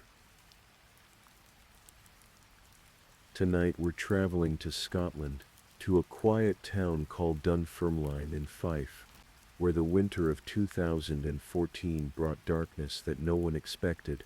This is a story about a mother's love, about trust betrayed, and about how the people closest to us can sometimes harbor the deepest secrets. Carol Taggart was 54 years old in December of 2014. She had lived her entire adult life in Dunfermline, a historic town in the Kingdom of Fife, where ancient abbeys cast long shadows and cobblestone streets whispered stories centuries old. Carol was the kind of woman everyone knew, warm, reliable, the type who remembered your birthday and always had time to listen. She ran a small child-minding business from her home on Hill of St. Margaret, a residential street named after Scotland's beloved medieval queen.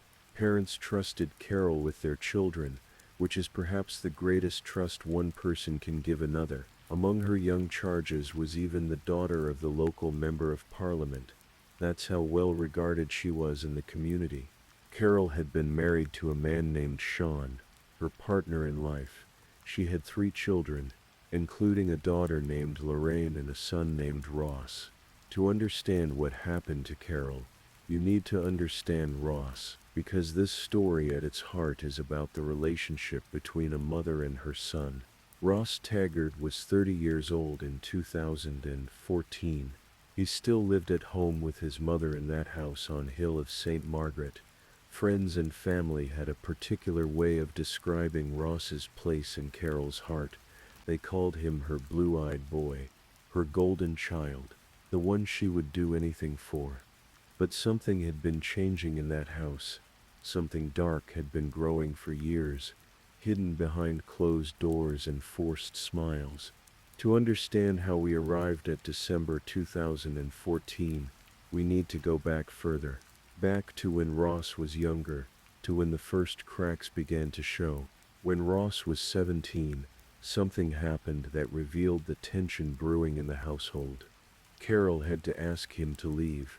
It was temporary, but it was significant. She had reached a breaking point, if only briefly, because Ross had started stealing from the family. Small things at first, perhaps, then bigger things. Money, personal items. The kind of behavior that erodes trust slowly, like water wearing away stone. Ross's father had died in an accident when Ross was in his late teens. Grief affects people differently. Some grow closer to their remaining family. Others spiral. Ross seemed to change after his father's death.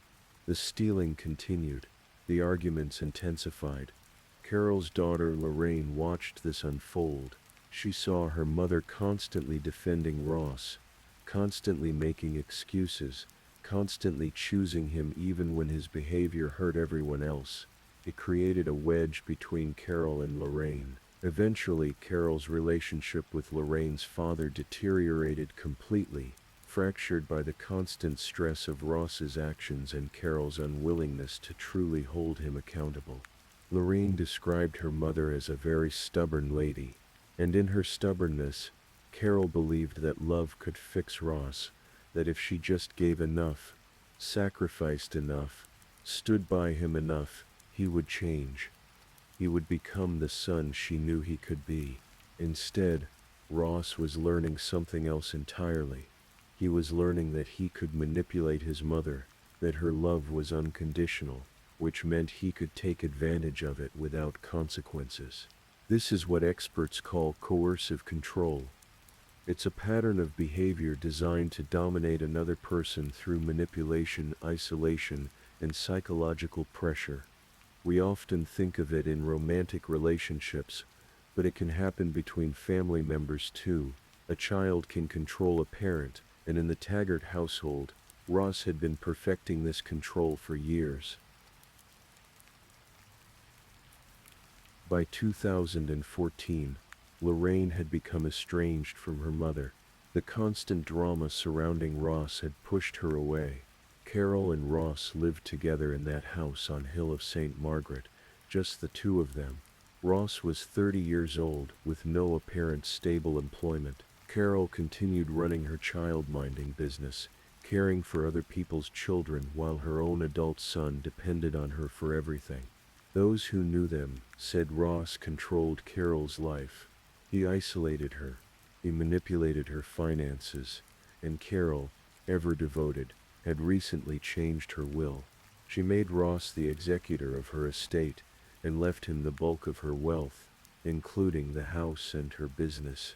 It was worth approximately £500,000, £500,000, left to a son who had spent years taking from her.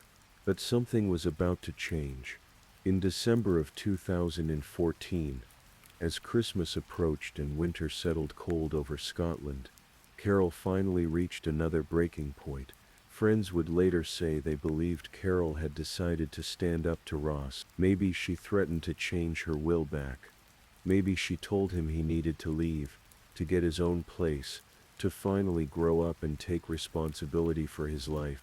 We'll never know exactly what words passed between them in those final hours, but we know that Ross realized his comfortable life, his control, his inheritance, all of it was about to slip away, and he couldn't let that happen.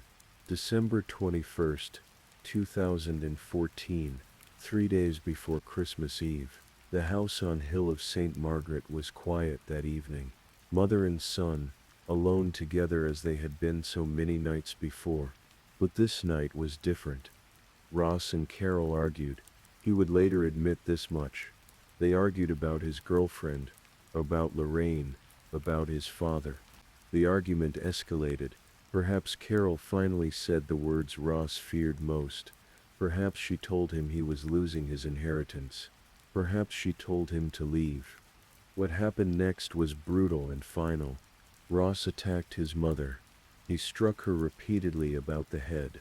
The prosecution would later say the weapon was unknown, but the violence was clear. Then he seized her by the throat.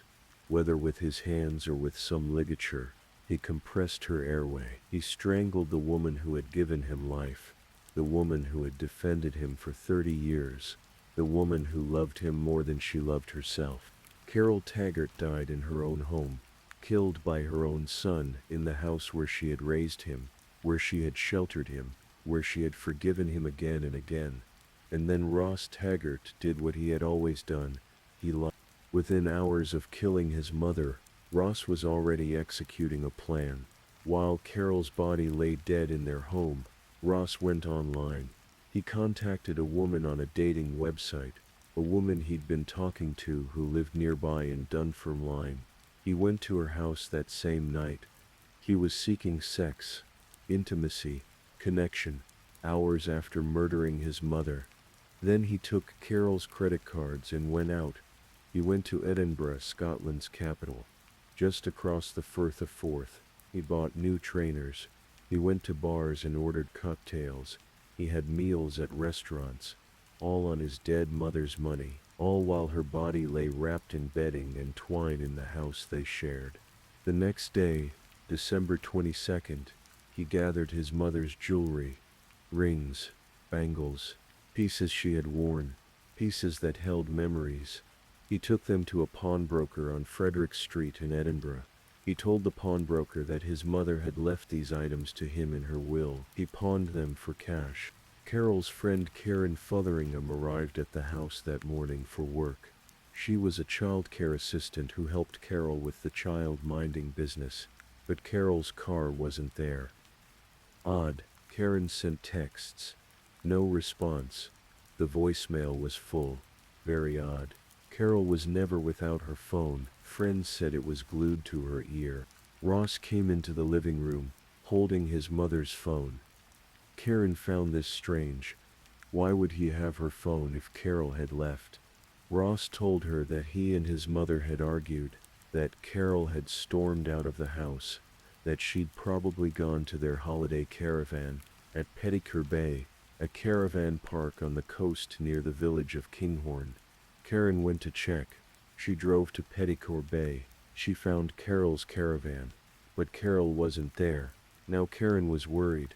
She pressured Ross to report his mother missing.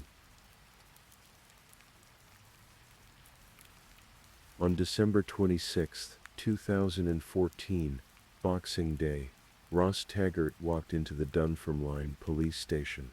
He reported his mother missing. He said they'd argued. He said she'd driven off in her car. He said he was worried because this was out of character for her. The police began treating it as a missing person case. They put out appeals. They searched. Carol's car was found nearby, parked on a residential street.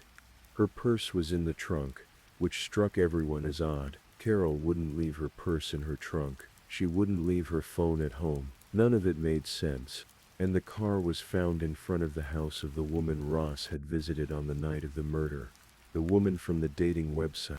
Ross called his half-sister Lorraine on December 23rd. Lorraine would later testify about this call. She said Ross told her their mother was missing after an argument, but Lorraine noticed something that chilled her. Ross wasn't that upset. His tone was wrong. His concern seemed performative. When Lorraine said, "My mom wouldn't storm out of her own house," she was speaking a truth everyone who knew Carol understood. Carol didn't storm out. She didn't leave without her phone. She didn't abandon her child-minding responsibilities. This wasn't who she was. The police began to suspect that Carol Taggart wasn't missing. They began to suspect she was dead. And they began to look very carefully at Ross. 3 weeks passed. 3 weeks of Ross maintaining the charade. 3 weeks of him using his mother's money, living in her house, spinning his lies. On January 10th, 2015, Police made a discovery at Petticoat Bay Caravan Park. It was winter, the park mostly empty, the wind coming cold off the Firth of Forth. The officers moved systematically through the site, checking every caravan. And then they found her. Carol Taggart's body was hidden in a void beneath a caravan. Not her own caravan, but one just 2 spaces away. She had been wrapped in bedding, her body had been bound with twine, and she had been dead since December 21st, the night she argued with her son. The cold had preserved her to some degree, but the damage Ross had inflicted was clear. He had beaten her. He had strangled her, and then he had driven her body here to this caravan park, to this hiding place he had carefully selected, and concealed her as if she were nothing more than trash to be hidden away. Lorraine Bristow had to identify her mother's body, but Carol's face had been beaten so badly that identification by sight was impossible. Lorraine identified her mother by a small detail, a permanent mark. Carol had a purple rose tattooed on her wrist. That's how her daughter knew for certain she was looking at her mother's remains. Ross Taggart was arrested on January 13, 2015, and charged with murder. The trial took place in November 2015 at the High Court in Edinburgh. It lasted 7 days. Ross Taggart pleaded not guilty. He maintained his innocence throughout, looking the jury in the eyes and insisting he would never hurt his mother. "You ask anyone how much I care about my mum," he told the court. "I'd be the last person to lift my hands to my mum." But the evidence against him was overwhelming. The prosecution presented the timeline, the dating website contact on the night of the murder, the credit card usage in Edinburgh, the pawning of jewelry the very next day, the lies about Carol's whereabouts, the suspicious location of Carol's abandoned car, and the text messages Ross had sent to his girlfriend Alana Mackey on the morning of December 22nd. In those messages, sent in the early hours after he'd killed his mother, Ross had written about Carol as if she were still alive. He'd said she had left after their argument. He'd told Alana he was just fed up at her moaning about life, and that Carol had told him she wants to die. He'd written, "I was just like, get a grip, totally pissed off." The cold calculation of those messages chilled everyone who heard them. Ross was already constructing his narrative while his mother's body was barely cold. Carol's friends and family testified. Her stepfather Sean called Ross the golden boy from the get-go. But he also confirmed the troubled relationship, the arguments that would last for days, the control Ross exerted over Carol, Karen fathering him.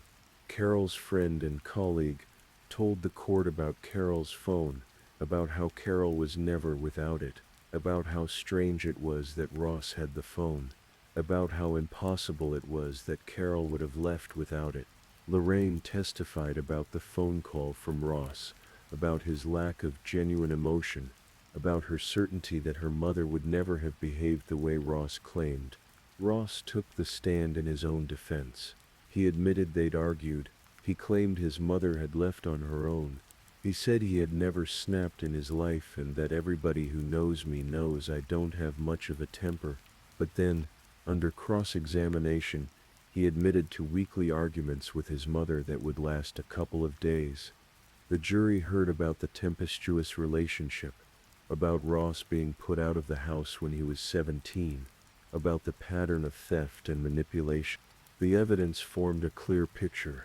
Ross Taggart had killed his mother when she finally threatened his comfortable existence. He had then methodically covered his tracks, reported her missing, and attempted to access her wealth. On November 20th, 2015, the jury returned their verdict: guilty of murder, guilty of attempting to pervert the course of justice by concealing the body and staging a missing person report. Lord Weast, the trial judge, looked down at Ross Taggart from the bench. His words carried the weight of disgust and disbelief. "You embarked on a calculated course of deceit by reporting her as missing to the police and persistently lying about your actions," the judge said. You have shown no regret or remorse and continued to deny your involvement before the jury in the face of overwhelming and unanswerable evidence." He paused, then added something that everyone in the courtroom was thinking. "How you have lived with your conscience since you murdered your mother, I do not know."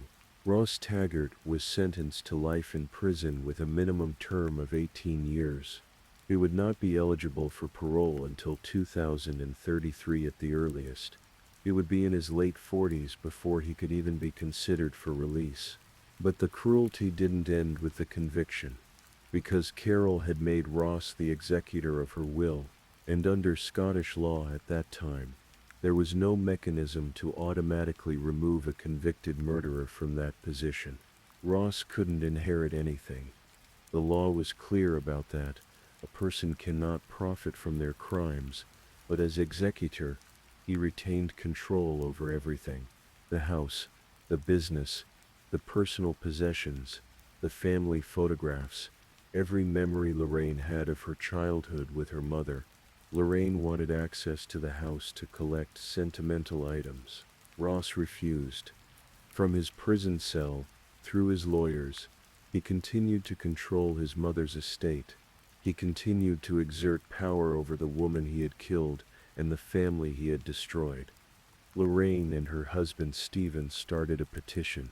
They called for Scottish law to be changed so that convicted murderers could not act as executors for their victims' estates. The petition gained over 60,000 signatures. People from across Scotland and beyond were outraged that Ross Taggart could continue to control anything related to Carol. For years the battle continued. Lorraine fought, not just with grief but with bureaucracy. She couldn't access her mother's home. She had no photographs of herself as a child with her mother because all the family albums were locked in that house, and Ross controlled access. "Ross has control of the estate, everything that my mum owned and everything that my mum had," Lorraine said, "so he got to deal with everything, even down to the little things. The little things, the photographs, the jewelry not pawned, the letters, the memories, all held hostage by a murderer." Lorraine's campaign didn't just make noise, it made change. The Scottish government took notice. Siobhan Brown, the Victims and Community Safety Minister, brought forward amendments to the Trusts and Succession Scotland Bill. The amendments were specifically crafted to address what happened to Carol Taggart and her family. The new law would allow courts to remove executors who had been convicted of murdering the person whose will they controlled.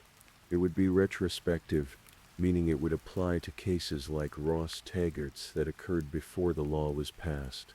On February 5, 2024, nearly a decade after Carol's murder, the law came into force.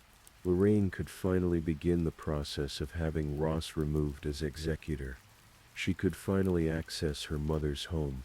She could finally reclaim the photographs and memories that had been locked away. It was a case of always fighting to try and change this law and help other people, Lorraine said, because she knew she wasn't the only victim's family dealing with this cruel loophole. There were others, and now, because Carol Taggart had died and because Lorraine Bristow had refused to give up, no other family would have to endure what they endured. The change came too late to give Lorraine back the lost years. Too late to ease the fresh grief that should have been allowed to settle naturally. But it came, and it mattered. Carol Taggart's death led to a change in the law. Her story helped protect other families. In that way, even in death, Carol was still taking care of others, still thinking of children, of families, of those who needed help. It's what she had always done. Let's take a moment to remember Carol as she was. Not as a victim, not as a cautionary tale, but as a person.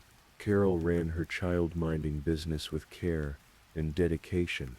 Parents trusted her with their most precious possessions, their children. She created a safe environment at her home on Hill of St. Margaret. She had toys and activities. She had patience and warmth. She remembered birthdays and favorite snacks and which child needed an extra hug on difficult days. She had a partner in Sean who loved her. She had a daughter in Lorraine who wanted a relationship with her. If only Carol had been able to break free from Ross's manipulation. She had that purple rose tattoo on her wrist. A small act of self-expression, a touch of beauty. We don't know the story behind that tattoo, but we can imagine. Maybe it represented something she loved. Maybe it was done on a whim with friends. Maybe it meant rebirth, resilience, hope. A purple rose, specific and chosen, carried on her skin as a permanent reminder of something that mattered to her. Carol was 54 when she died. She should have had decades left. She should have watched grandchildren grow. She should have traveled, retired, found peace after years of struggle with Ross. She should have been able to grow old with Sean, to reconnect with Lorraine without Ross standing between them. But Ross took all of that. He took her future because he feared losing his present. He took her life because he couldn't bear to lose control. Lord Wist asked Ross how he lived with his conscience. It's a question that haunts this story. Because Ross never showed remorse, not during the investigation, not during the trial, not after his conviction. He maintained his innocence even when the evidence was insurmountable, even when text messages and credit card statements and CCTV footage and the location of his mother's hidden body all pointed to him, even when a jury of his peers unanimously found him guilty. That level of denial suggests something profound about Ross Taggart's psychology. Either he truly cannot process what he did, his mind unable to accept the enormity of his crime, or he simply doesn't care, which suggests a level of selfishness and lack of empathy that borders on sociopathy. The manipulation, the coercive control, the ability to lie so consistently, the lack of remorse, these are all markers of someone profoundly disconnected from normal human emotion. Ross spent years learning that he could use his mother's love as a weapon. He learned that tears and promises and manipulation would always work on Carol, that she would always forgive, always give another chance, always choose him, until the moment she finally didn't. And that was when he killed her. Carol Taggart's story is tragic, but it teaches us something important about the nature of love and control. Unconditional love is beautiful. It's what allows parents to raise children, to forgive mistakes, to support growth even when it's hard. But unconditional love without boundaries becomes enabling, and enabling can be deadly. Carol loved Ross unconditionally. She chose him over her relationship with Lorraine. She chose him over her relationship with Lorraine's father. She changed her will for him. She let him live with her, depend on her, control her life, all because she believed that love would be enough. But love wasn't enough, because Ross didn't want love. He wanted control. He wanted money. He wanted comfort without responsibility. And Carol's love, boundless and forgiving as it was, simply gave him more tools to manipulate her. This doesn't mean Carol is to blame. She is the victim. Ross is the perpetrator. But Carol's story reminds us that love must sometimes come with boundaries, that enabling harmful behavior doesn't help the person we love. It allows them to sink deeper into their worst selves. Lorraine saw this. She tried to maintain distance from Ross's chaos, but she lost her mother in the process because Carol couldn't set those boundaries. Carol couldn't say no. Carol couldn't cut Ross off, even temporarily, even when it might have saved them both.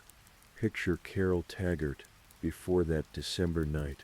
Picture her in her home, surrounded by toys and children's laughter. Picture her making snacks, wiping tears, teaching little ones to tie their shoes. Picture her with that purple rose on her wrist visible as she reached out to comfort a crying child, or steady a toddler learning to walk. Picture her in quiet moments too, drinking tea, looking out the window at the Scottish sky, maybe wondering what went wrong with Ross, maybe hoping tomorrow would be different, maybe planning for a future she'd never see. Carol lived 54 years. She raised children. She ran a business. She loved and was loved. She made mistakes, as we all do.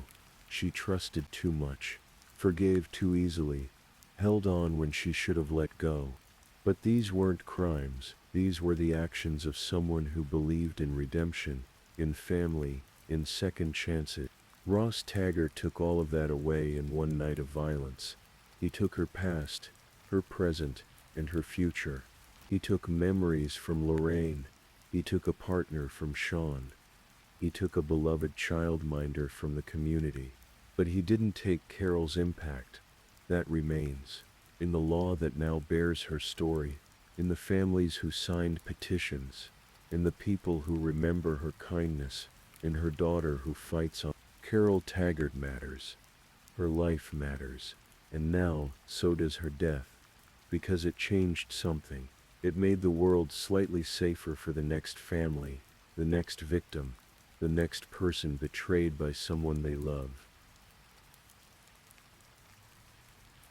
And so we come to the end of Carol Taggart's story, a story of a mother who loved too much and a son who loved too little, a story of manipulation and murder and the long fight for justice that followed. Tomorrow you might forget some of these details. The exact dates might blur, the names might fade, but remember this: love requires boundaries, trust must be earned, and sometimes the people closest to us are the ones we should watch most carefully. Not because the world is full of Ross Taggarts. Most people are good. Most family members love without ulterior motives. Most children would never harm their parents. But some do. And Carol's story reminds us that it can happen to anyone. It can happen in a small Scottish town. It can happen in a home filled with children's toys. It can happen to someone kind and giving and beloved. The purple rose on Carol's wrist is gone now, along with everything else. But the memory of Carol Taggart remains, in Lorraine, in the changed law, in this story being told. If you're still awake and listening, let's move on to our last story.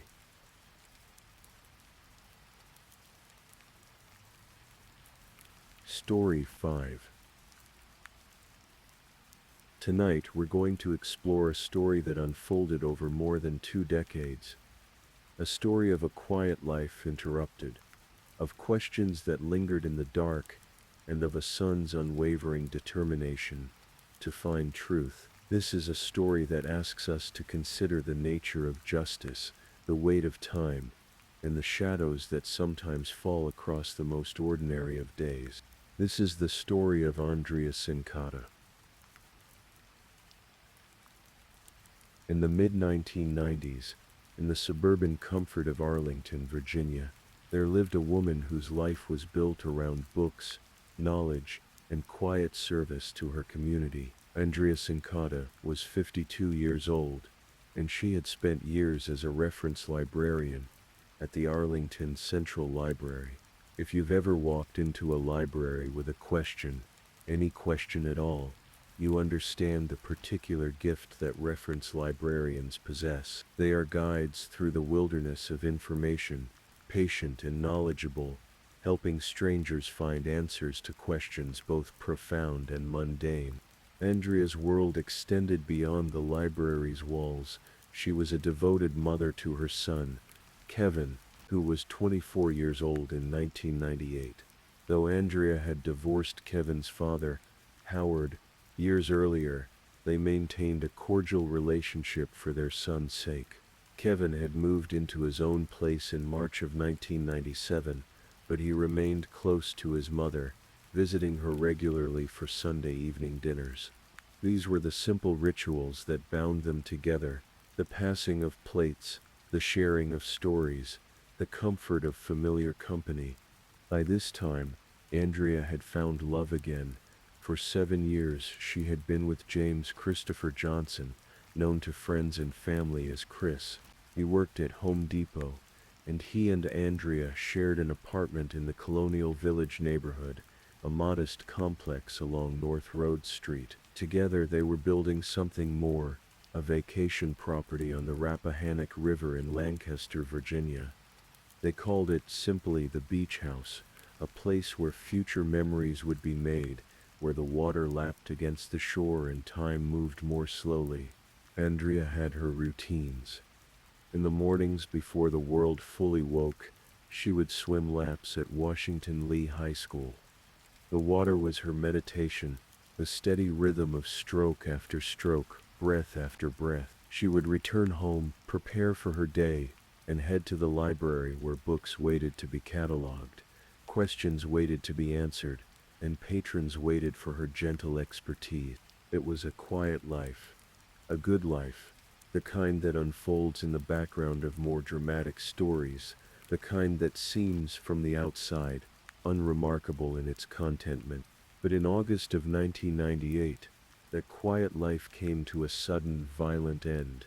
August 21st, 1998, began like many summer days in Virginia, warm, humid, the kind of day where the air itself seems to press down on you.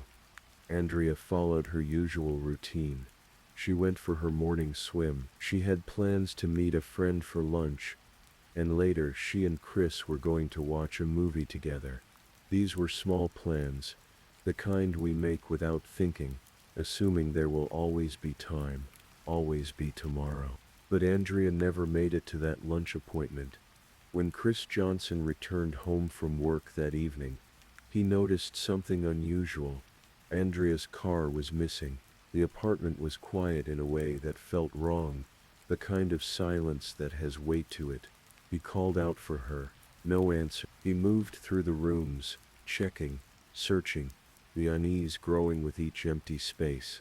It wasn't until much later, 7.5 hours after he arrived home, to be precise, that Chris called 911. The timestamp on that call was 1:37 in the morning, on August 22nd. The recording of that call would later become a subject of intense scrutiny, analyzed and reanalyzed, every word weighted with meaning. I thought my girlfriend was missing," Chris explained to the dispatcher, his voice measured, controlled. "I hadn't seen her." He described how he had been doing laundry, moving back and forth past the bedroom closet. He mentioned the mundane details of his evening, the clothes he washed, the tasks he completed. It took him 35 seconds to state what the emergency was, and when he finally opened the closet door, there she was. Andrea Sincata had been strangled. Her body had been placed in the bedroom closet, hidden from view. There was blood, copious amounts of it, as investigators would later note, covering her face.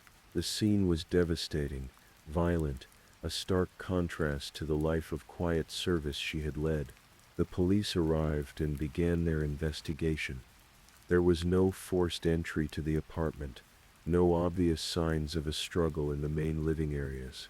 Andrea's will, which had been kept in a filing cabinet that Chris knew about, was missing. A jar of coins was gone. Her Honda Civic hatchback had vanished. From the very beginning, Chris Johnson became a person of interest. This is not unusual in such cases. Statistically, when a woman is killed, the partner is often involved. But statistics are not evidence, and suspicion is not proof. The police brought Chris in for questioning, and over the course of 3 days they interviewed him for a total of 28 hours. During those long sessions, Chris eventually provided what he called a vision statement. In this statement, he described an argument with Andrea over a t-shirt related to pornography. He said he had accidentally hit her on the head, causing her to strike the corner of a desk. He described holding her upward, attempting to help her, but realizing she was already gone. He said he straddled her body, trying to perform CPR. And then, in a moment of panic or confusion, he moved her body into the closet. He also mentioned the other details of his evening: doing laundry, throwing away soda bottles, sitting on the floor and drinking the last root beer, before discarding that bottle too. These details, small and specific, would echo through the years to come. But there was a problem with Chris's vision statement. The medical examiner ruled Andrea's death a homicide by strangulation. There was no evidence of an accidental fall, no injury consistent with hitting a desk corner. And so, despite the hours of interrogation, despite the suspicions, the police did not have enough to charge Chris Johnson. The investigation turned to other possibilities.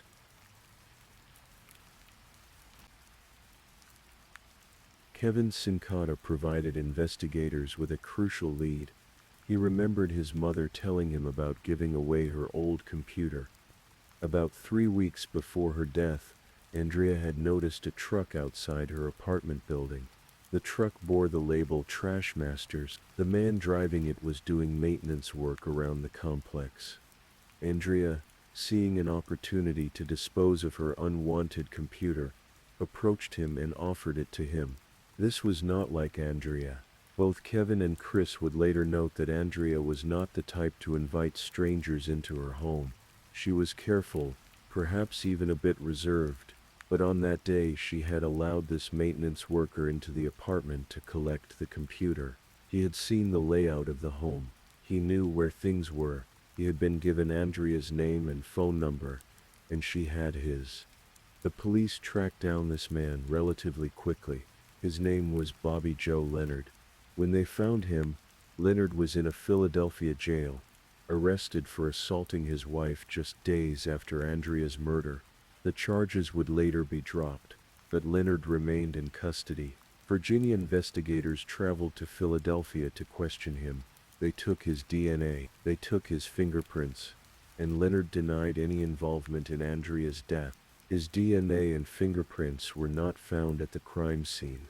To the investigators, this seemed to clear him. They moved on, focusing their attention back on Chris Johnson. But the evidence remained circumstantial, and without concrete proof, the case grew cold. Kevin Sincata, however, did not forget about Bobby Joe Leonard, the computer guy, the stranger his mother had unwisely allowed into their home. As the years passed, and Andrea's case remained unsolved, Kevin attended Leonard's trial for another crime. In 1999, less than a year after Andrea's death, Bobby Joe Leonard was arrested again. This time, the charge was far more serious. He had kidnapped, raped, and attempted to murder a 13-year-old girl. The attack was brutal. He had strangled her with his bare hands and left her for dead in a closet. The parallels to Andrea's case were chilling. The strangulation, the closet, the violence of it all. But the girl survived. She was brave enough to identify Leonard, and in the year 2000, he was convicted and sentenced to life in prison without the possibility of parole, plus an additional 30 years.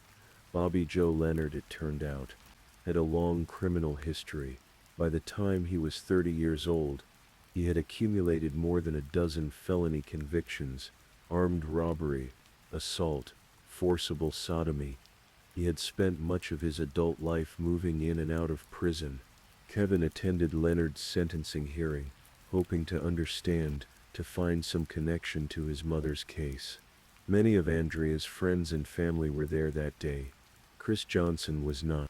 And so the years passed. 2000 became 2005. Then 2010. Andrea's case file gathered dust. Kevin continued to push for answers, to keep his mother's memory alive, but the investigation had stalled. The leads had run dry. The trail had gone cold, until 2013. In 2013, at Kevin Sincata's persistent urging, the Arlington County Police Department's cold case unit took another look at Andrea's murder. Fresh eyes reviewed the old files, examined the evidence, spoke to witnesses whose memories had been crystallized by time. 5 years later, in 2018, a new detective was assigned to the case. Her name was Rosa Ortiz. Detective Ortiz approached the investigation with renewed determination. She reviewed everything, The crime scene photos, the forensic reports, the interview transcripts, and she decided to visit Bobby Joe Leonard in prison. Leonard had been behind bars for nearly 2 decades at this point. He was 54 years old, his life sentence stretching ahead of him with no hope of release, and something had changed in him, or so he claimed. He told Detective Ortiz that he had found God, that he wanted to confess, that he wanted to tell the truth about what happened to Andrea Sincata. What Leonard revealed was shocking. Yes, he admitted, he had killed Andrea. He had returned to her apartment on that August day in 1998, when she offered him something cold to drink in the summer heat. He had followed her inside, and as she reached out to hand him the soda, he reached out with both hands and grabbed her by the throat. He squeezed until she stopped moving, until she lay still on the ground. He described it in disturbing detail. He said there was no struggle, no fight, though the autopsy had shown evidence of defensive wounds, of Andrea fighting for her life. Leonard's account of a passive victim did not match the physical evidence, but he told his story nonetheless. He stole a jar of coins. He took Andrea's purse. He took her car keys and drove away in her Honda Civic, abandoning it along Interstate 295 when it broke down. He fled to Philadelphia to stay with his ex-wife, which is where the assault took place that landed him in jail days later. But Leonard's confession contained something more, something that would resurrect the investigation and pull Chris Johnson back into the spotlight. Leonard claimed he had not acted alone. He said he had received phone calls before the murder, multiple calls from someone he believed to be Andrea's boyfriend, an older white man, who sounded educated, who spoke like an engineer. This caller, Leonard said, had offered him $5,000 to kill Andrea. The money would be waiting in the bedroom closet. All Leonard had to do was commit the murder. Of course, when Leonard entered that closet after killing Andrea, there was no money, no $5,000, just a body and a broken promise, and Leonard, already a suspect in Andrea's death and then quickly imprisoned for his attack on the teenager, never tried to collect his payment. Detective Ortiz took this information to prosecutors. The question was whether to believe a man with 13 prior felony convictions, a man serving life in prison for one of the most heinous crimes imaginable, a man who had violently attacked multiple women throughout his life. But Leonard provided details that seemed to corroborate his story. He described receiving a call from Andrea's number, with a man on the other end who claimed to know about Leonard's criminal history. The caller had said something to the effect of, "I know you've been locked up a few times. I know you've been in trouble." Leonard claimed the man was reading from his criminal record, that this knowledge gave the caller confidence Leonard could be bought. Leonard also mentioned a detail about the crime scene, an unopened bottle of root beer left on the floor. Chris Johnson, in his statements to police back in 1998, had specifically mentioned sitting on the floor and drinking the last root beer before throwing the bottle away. He had mentioned throwing away other soda bottles that evening as well. Was this a coincidence? Or had Leonard truly spoken to someone who knew the intimate details of that apartment, someone who knew what evidence needed to be cleaned up? There was more. Crime lab notes indicated that a shoe print found on Andrea's body matched Chris Johnson's shoe with 15 or more conforming characteristics. The positioning of this print was consistent with someone straddling the body, perhaps attempting CPR, as Chris had described in his vision statement.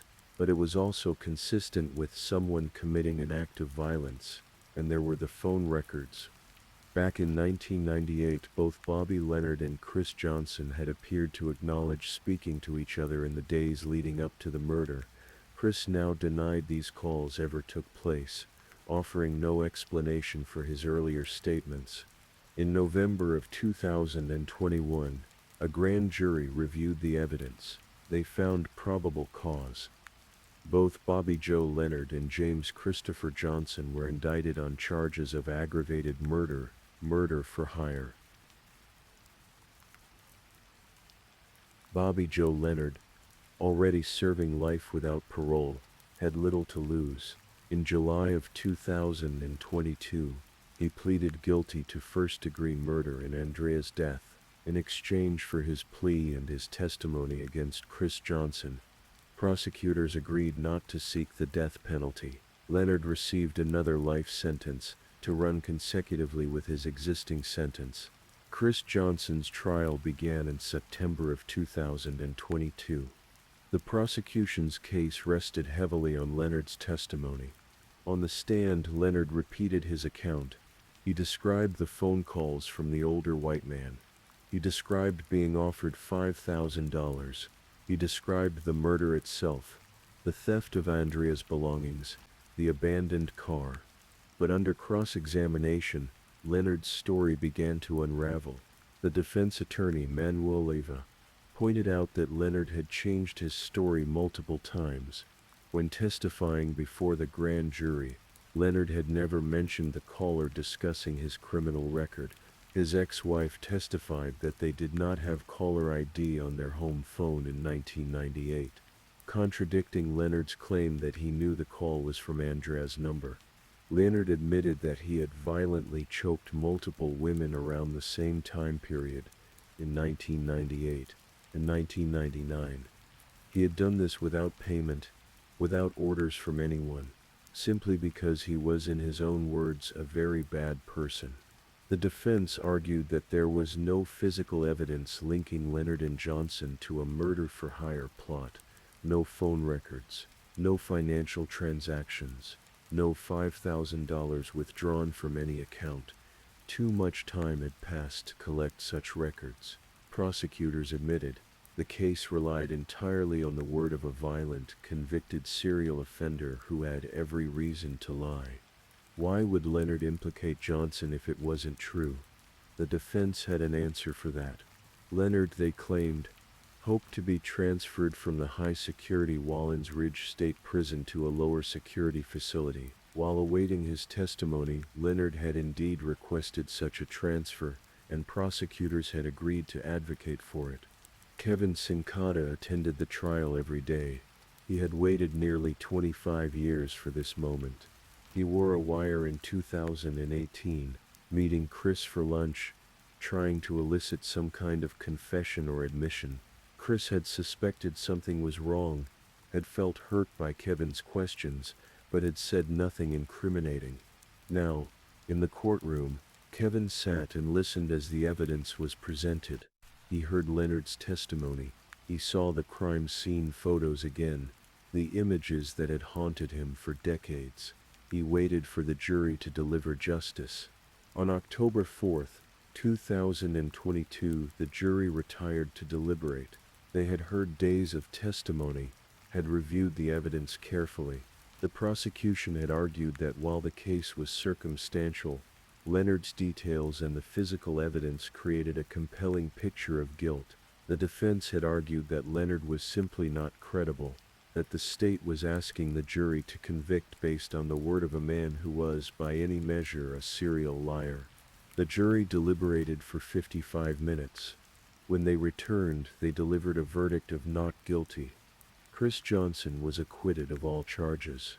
The jury foreman, a man named Chen Ling, spoke to the press afterward.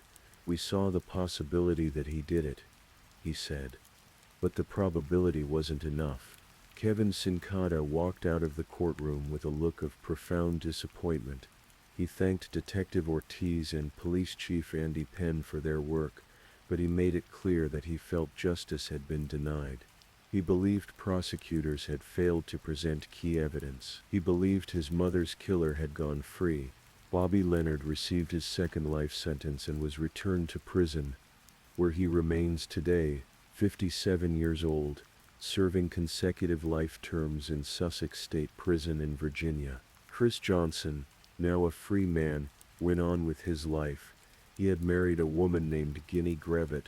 During the years the case was cold, she had known about the investigation from their first date and had never doubted his innocence. Johnson told the press he was relieved, but that the experience had changed him forever. "You're never going to be the same," he said. I used to be a lot more trusting. In 2023, Chris Johnson filed a lawsuit against Detective Rosa Ortiz, alleging that she had lied to the grand jury to obtain the indictment. The lawsuit claimed misconduct in the investigation. In March of 2024, that lawsuit was dismissed. And so we arrive at the end of this story, though it is an ending without resolution. Andrea Sincata's case is officially closed. Bobby Leonard has been convicted of her murder, but the larger questions remain unanswered. Was there a conspiracy? Did Chris Johnson orchestrate his fiance's death, as Leonard claimed?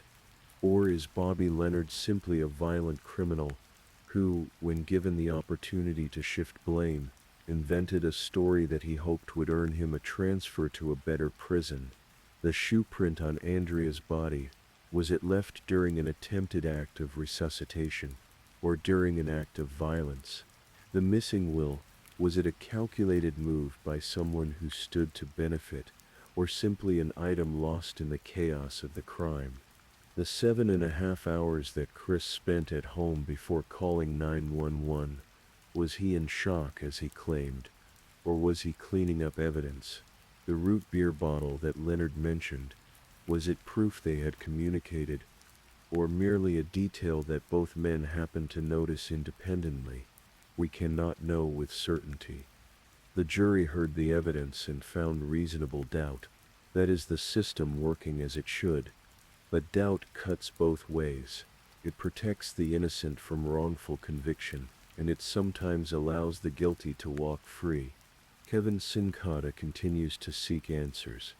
A website called Justice for Andrea Sincata documents the evidence in the case, presenting the information that Kevin believes proves Chris Johnson's involvement. The site includes forensic reports, witness statements, analysis of the 911 call, photographs of the crime scene. Kevin believes the full truth has not been told, and he is determined that his mother not be forgotten. As for Andrea herself, she remains a figure of quiet dignity in this story. A librarian who helped strangers find answers, a mother who raised her son with love, a woman who swam laps in the early morning light and planned simple evenings with the person she thought she could trust. Her life was taken in an act of violence that shattered her family and left questions that may never be fully answered. Bobby Leonard will spend the rest of his life in prison for killing her. But whether he acted alone or at someone's behest, whether the man Andrea trusted betrayed her in the worst possible way, these questions remain suspended in the realm of possibility rather than certainty. Sometimes true crime stories end with neat resolutions. The guilty are punished, the innocent are vindicated. Justice is served with clarity and precision, but more often, these stories end in shades of gray, in verdicts that satisfy the letter of the law, but not necessarily the human need for complete understanding.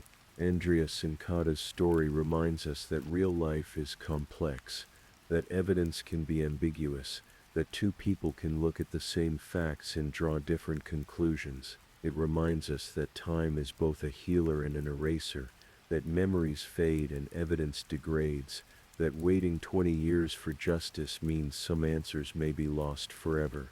And it reminds us of something else, that behind every true crime case is a real person whose life mattered. Andrea was not just a victim, she was a daughter, a mother, a friend, a colleague. She helped people find books, she swam in the morning, she planned beach houses and movie nights, she lived a life that, in its quiet way, touched others. The cases that keep us awake at night are often the ones that remain unresolved, the ones where we cannot quite put all the pieces together.